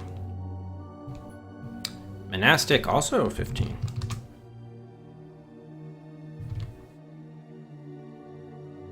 Nox 21. Nox was just within 10. We'll take home 10 Cedrics. And same thing with Glitch. Just makes it in through the sweet Cedrics.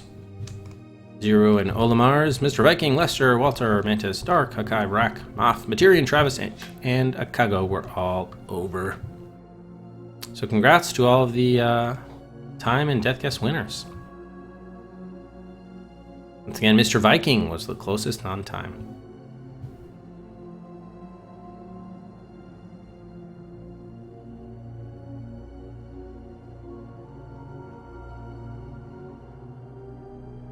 Alright, so we made it through the first hurdle, but we have the second one upcoming now, is to make it to our raffle seed.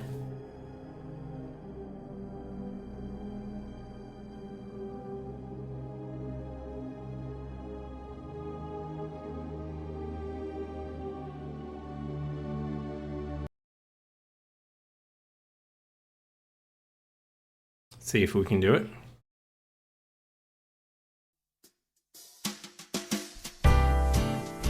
Ah, we made it. Okay, great. So this raffle is going to be for spot R40 on the raffle queue, or a promotion. It is a sub-only raffle, so only subs. I keep on forgetting to do that sub-only graphic. So subs only for this one. It's the first raffle of the month of May. Thanks again, as always, subs, for your continued support. And the raffle is now open.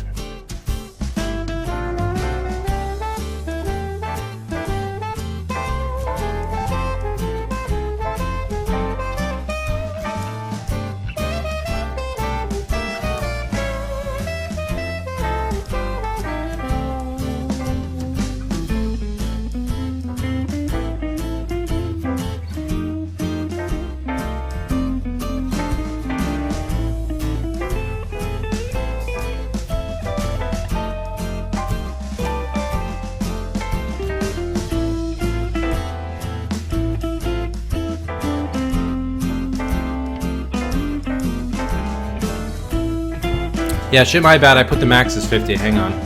I got to, let's cancel that. Sorry, I got to reset it.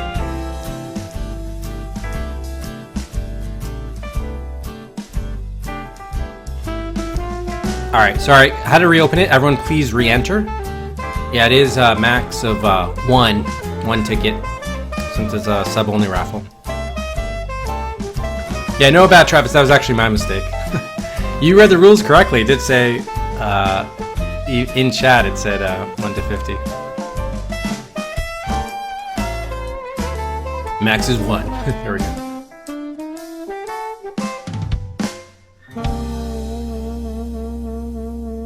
Okay, hopefully we got everybody back in there. I hope no one entered and then stepped away.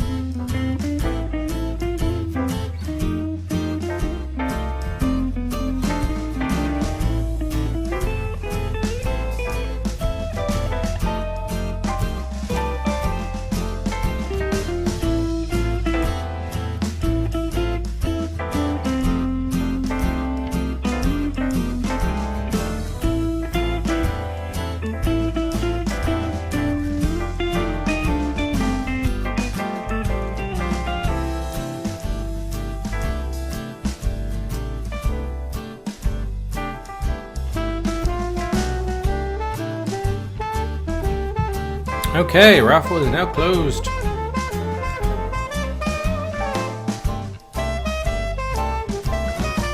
Alright, got 10 people in. You got a 1 in 10, 10% chance of winning. Thank you again. All the subs for your support. Get a drum roll, please.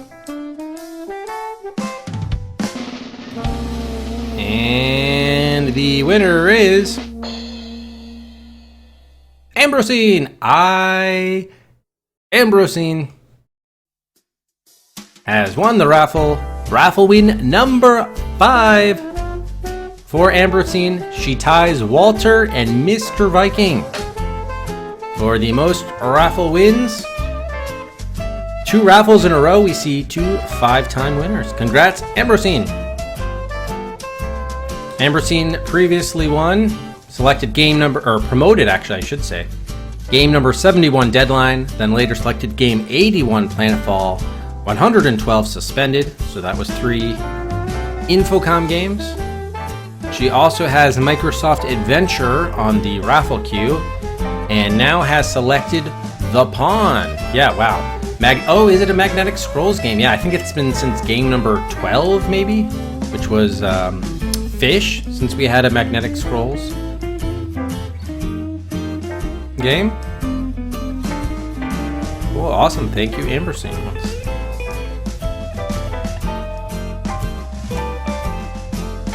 The Pawn, I'm just going to guess that's Interact. Yeah, there it is, 1986.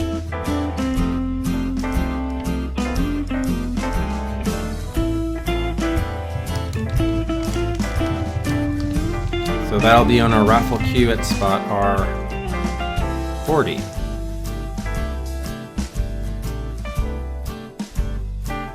Ambersine has picked text adventures, interactive fiction in all 5 of her raffle wins.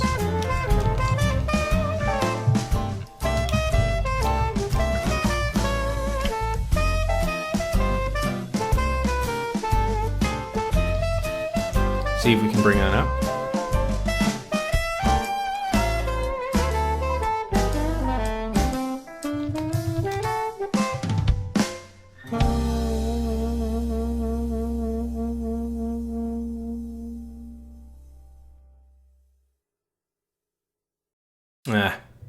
Of course.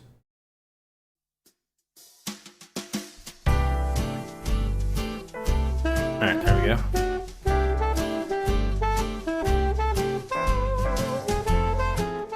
Yeah, so this Magnetic Scrolls, originally released in 85, but probably the DOS version. Yeah, the DOS version was 86. The Magnetic Scrolls, published by Firebird licensees, and other places, perhaps Sinclair Research Limited. Probably that was in the UK, I'm guessing. It's the same Sinclair as ZX Spectrum, etc.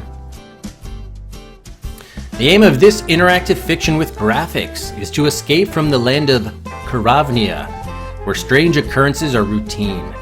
The Ruby Cube dwarves have been banished from the kingdom, which is not good as they produce high-quality whiskey. King Eric is not popular for this decision, as some feel that ale brewers and mineral water bottlers have influenced him. Honest John the Trader and Cronus the Magician play a key role in your journey, each offering sub-quests to attempt. The package includes a novella complete with map and decipherable hints which are accessed by typing hint followed by the code into the computer. Therefore, those with only a pirated copy would struggle to complete the game. Your score and the number of locations visited are both displayed in the title bar. The parser allows whole words to be deleted and unaccepted previous entries to be re-edited. Yeah, so let's see, what was the first release? 85. Ah, yes, Sinclair, QL, in the UK. Yeah, Magnetic Scrolls was a British outfit, right? Yeah, that makes sense. See the DOS cover here? There it is. The Pawn by Magnetic Scrolls. Trapped, destiny of good or evil, a rare species of illustrated interactive fiction. Anyone know offhand how many Magnetic Scrolls games are on the list? This will be our second. Rainbird by Firebird. So was it Rainbird in the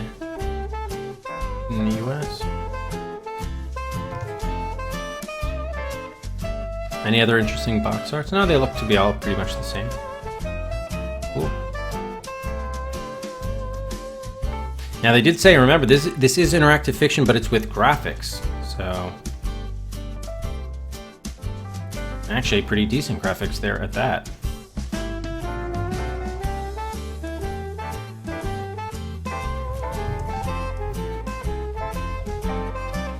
That should be fun. The parser is very British.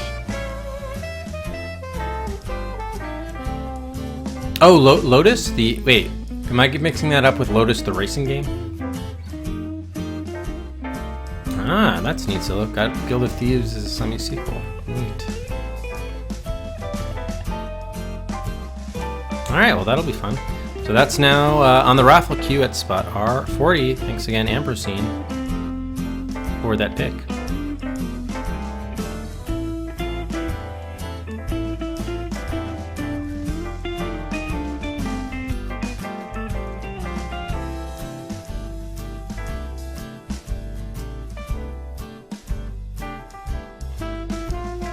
Alright, cross your fingers, everybody.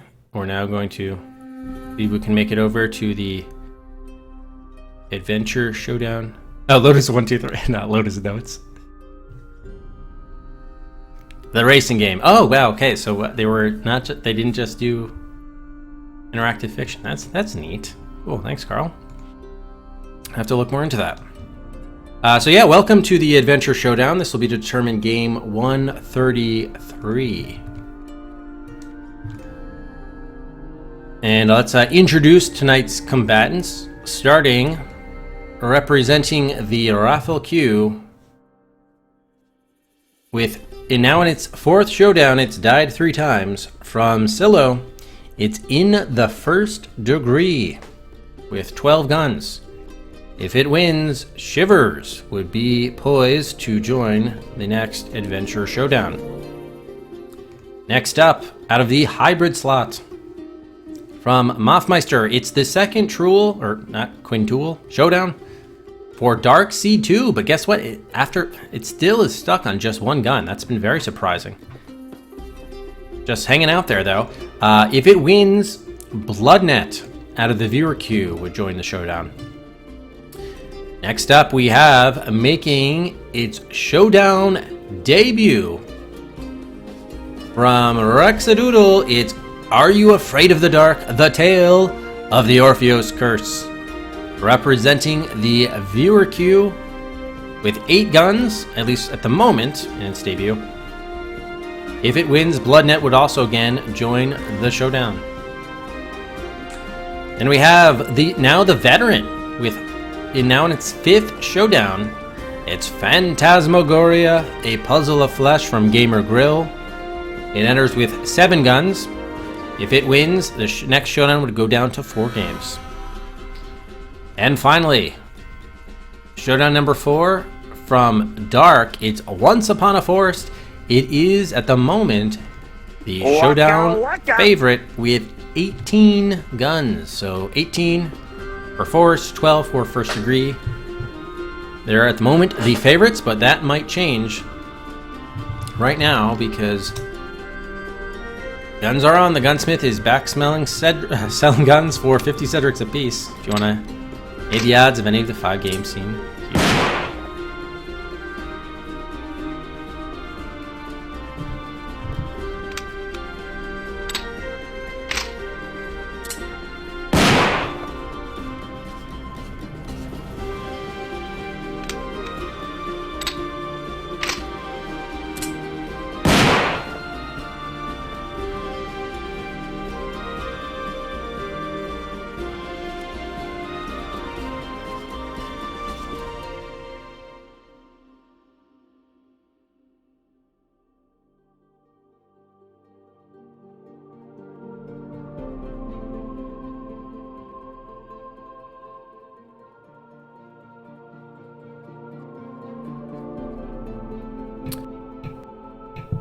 Alright, first up from Morgan, we have 3 guns for In the First Degree, Liquid Flood. Buys it 1 more. That gets it to 18. Dark, one more for Forest. It retakes the lead with 19.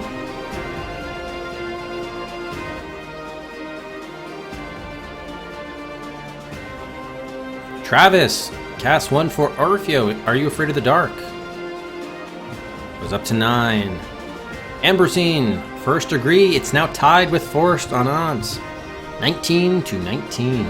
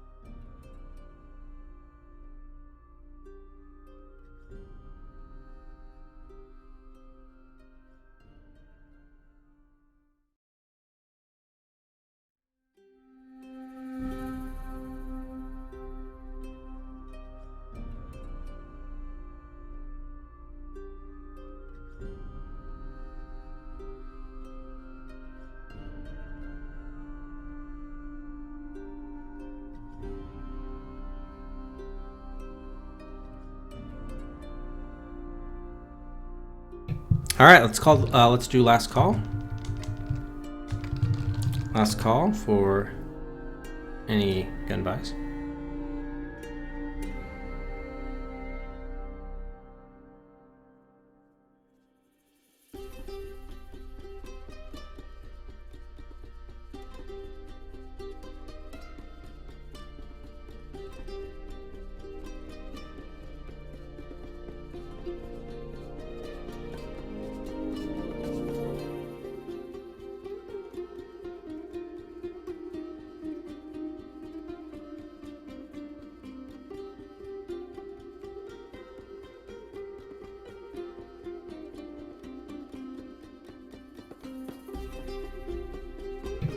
Alright, that's it. Gunsmith has fled town. You can no longer buy any guns.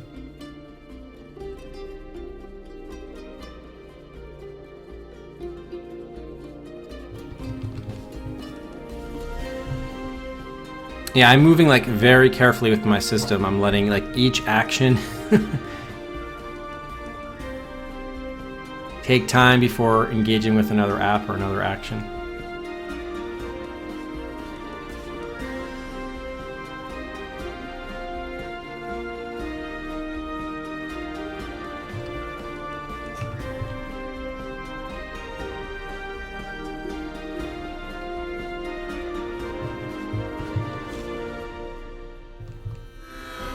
This is weird. Let's see. There it is.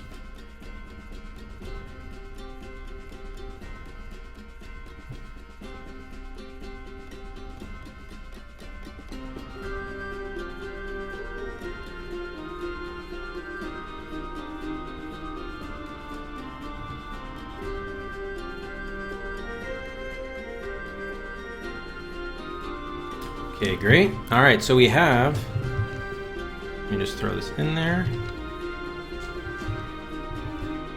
7 guns for Phantasmagoria 2. 19 for Once Upon a Forest. 19 for In the First Degree.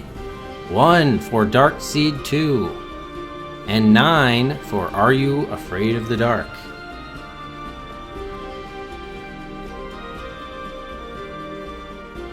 Alright, so let's find out. We are ready. Find out what will win to become game number 133.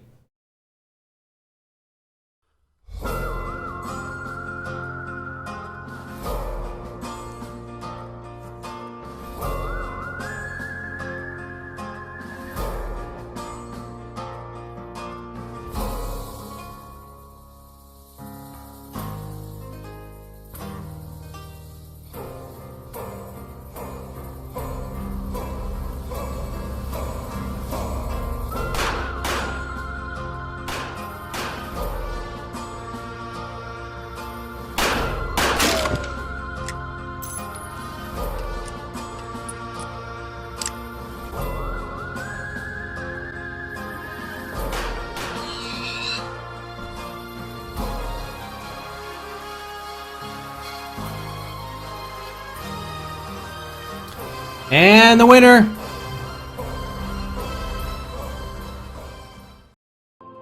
It is in the first degree. Someone's dead. Someone's lying.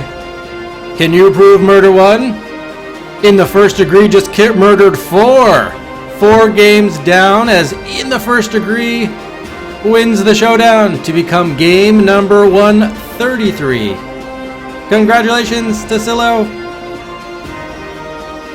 The FMV adventure from Broderbund will be game 133 on the DOS Adventure Quest starting next week. Someone is gonna get burned. We can do time guesses, yeah, so give me a second. We will do time guesses, and then maybe even we'll watch the trailer just to tide us over until we're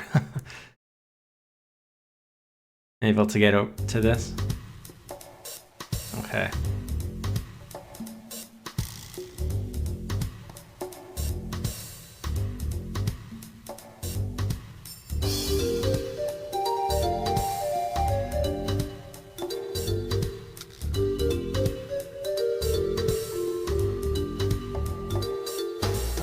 Alright, so into the first degree prevails. Game 133. You will be Shivers will be elevated out of the raffle queue. Will take part in the next showdown from Morgan. So congrats to Morgan there. And which means all the poisonous Shivers will die. Leisure Suit Larry 3, top spot now in the raffle queue. It still hangs on to now a 4-snake edge over Inca from Olimars. Yeah, that's true, Dark. We do have, look at that, 4 out of the 5 games in the Adventure Showdown are horror games. And I think that was probably going to happen regardless, because BloodNet out of the viewer queue is also horror.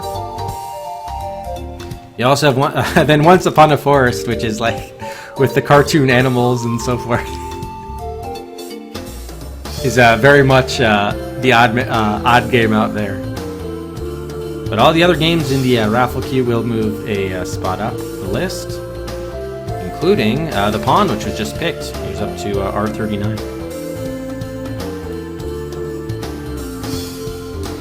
Play through it more than once in order to get the best ending, Silo, or are there different endings? Like, is it like Mackenzie and Co, where there are different cases, or more likely, I'm guessing, it might take several attempts to actually get like enough evidence to convict and discover who the murderer is and all that kind of stuff. Okay, no idea how you can mess it up. Got it.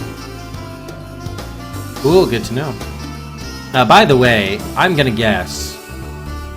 Olimars and others can let me know, but at 142, my guess is the next showdown will have 6 games. I think, you know, there are 8 more slots for BloodNet, and then it could join the showdown directly. So we could see by the time we have the next showdown, you'd have 5 horror games. 5 out of the 6 games might be horror games. We'll see. We'll see. You can fail to convict. Got it. Okay, cool. All right, let me get you guys the time guess for in the first degree.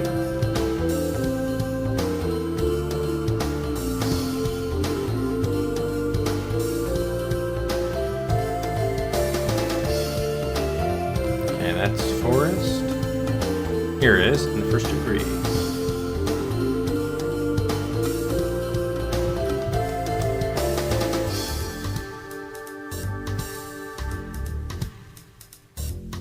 Shadowgate is close to 150, but it's got a ways to, it's not top the list. You gotta be 150 and top of the list simultaneously. Hey, Bigger, yes, you did miss the raffle. Yeah, sorry. And the showdown, which you can see, who won right here. Yeah, it was a sub, first raffle of the month is a sub raffle. Sub only raffle. All right, so here's the, time and death guess for in the first degree.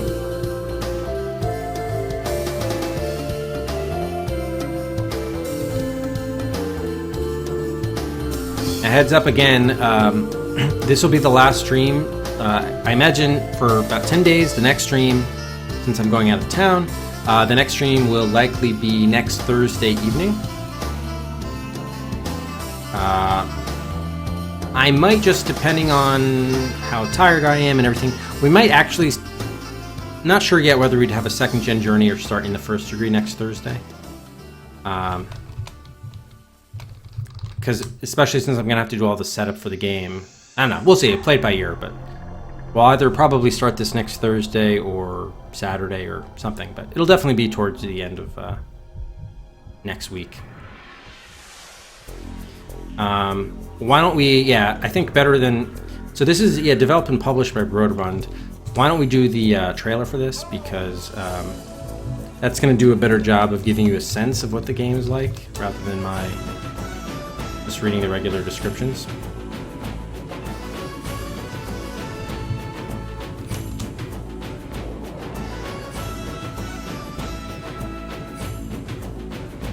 So bear with me, give me 1 second. Let's take a look at that.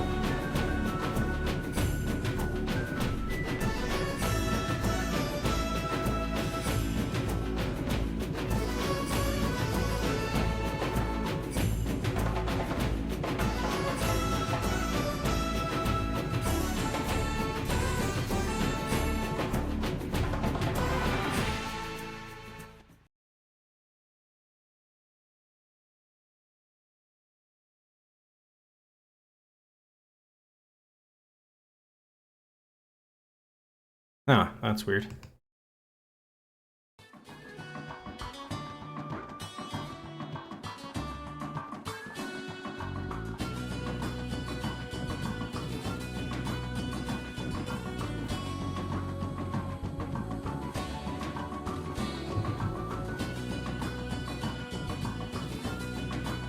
Oh, now finally it's showing up? Thanks.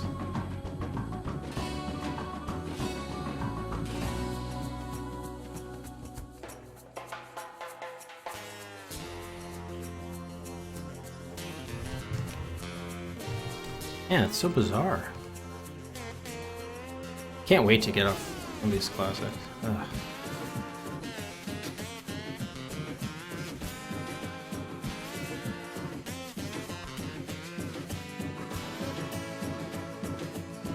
Alright, well, apparently I can't show this to you.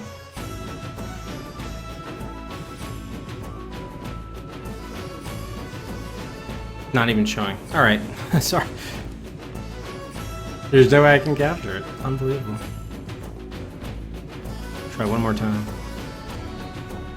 Nope, it's not working out.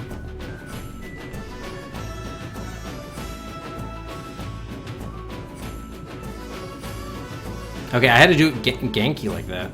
Weird. Which I definitely did not want to do, but...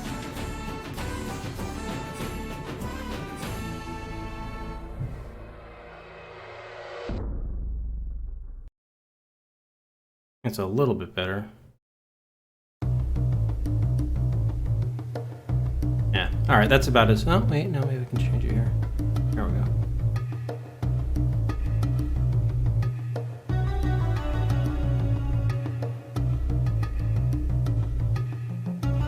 Alright, whatever. This is gonna have to this is gonna have to do, sorry. It's ganky. Whatever.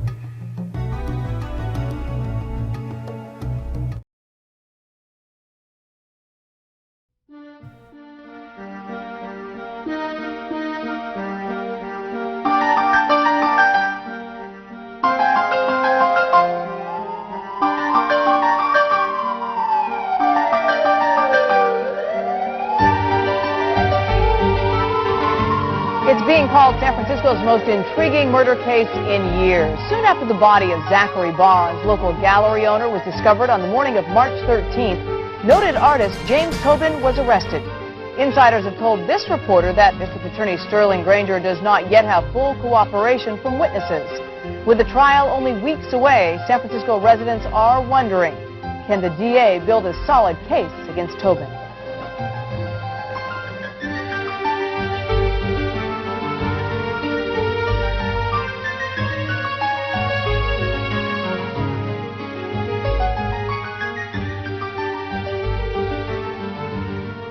Well, Zach, my business partner, came at me with a gun this morning and told me that he was going to kill me.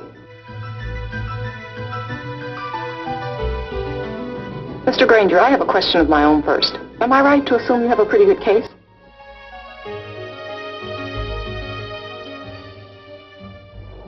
Why are you going after Jimmy? He's been charged with murder. But it was self-defense, I'm sure. Did you ever see a gun in the Barnes gallery? I don't remember.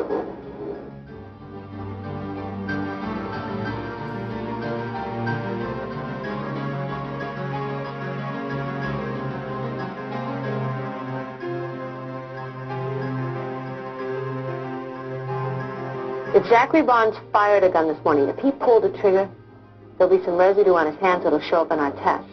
But if his hands are clean, I'm going to charge you with murder. Is there anything else you can share with me? No. I don't have anything else to share.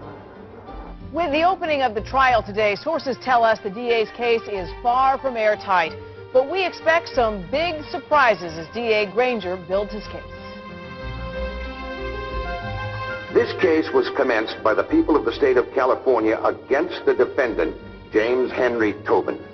The state is charging him with grand theft and murder in the first degree. Did you tell the defendant about the gun? No. Did you go back and take a second look at the gun in the deceased's office? Yeah, I went back. I looked at it again and saw the words on the barrel. Did you go by yourself? I can't remember. You can't remember? That's ridiculous. Listen, I didn't know what Tobin was going to do with the damn gun. I had no idea. Now, slow down, please. And finally, Ruby, what should be important to you is your own work. Because it's good, and it could get lost in all this mess.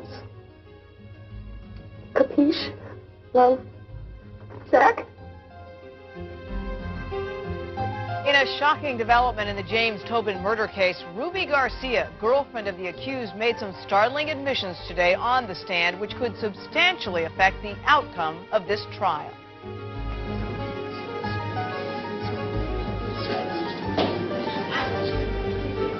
Will the defendant please rise? The jury finds the defendant. In the first degree, someone's dead. Someone's lying. See you in court.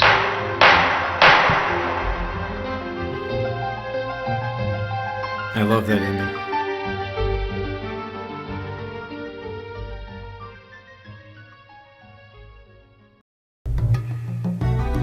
Okay, so that's In the First Degree, which we will start toward the end of next week. Yeah, I guess if you fail to convict or whatever, I'm sure it will count that as a death.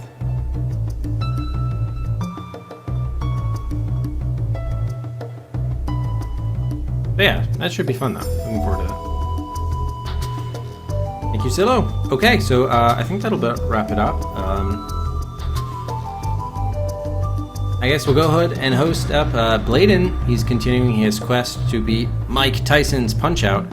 Last I saw, he had made it to Mr. Sandman. I don't know if he might have gotten Ring the Ring with Tyson himself, but we're gonna rate him up, as it were. Yeah, and thank you everybody. I will miss streaming. It'll be nice to get away though, especially away from work for a while, but I will be eager to get back to it upon my return next Thursday. So until then, let's give a bonus Cedric.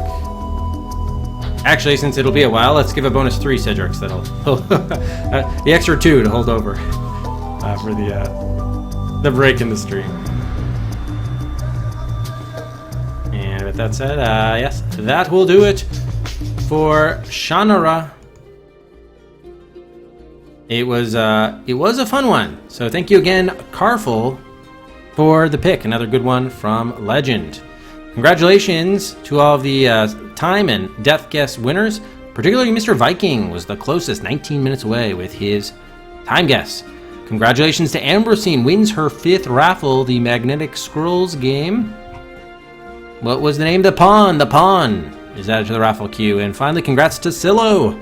In the First Degree will be game number 133 on the DOS Adventure Quest next Thursday. Have a great week, everybody. We'll see you next time.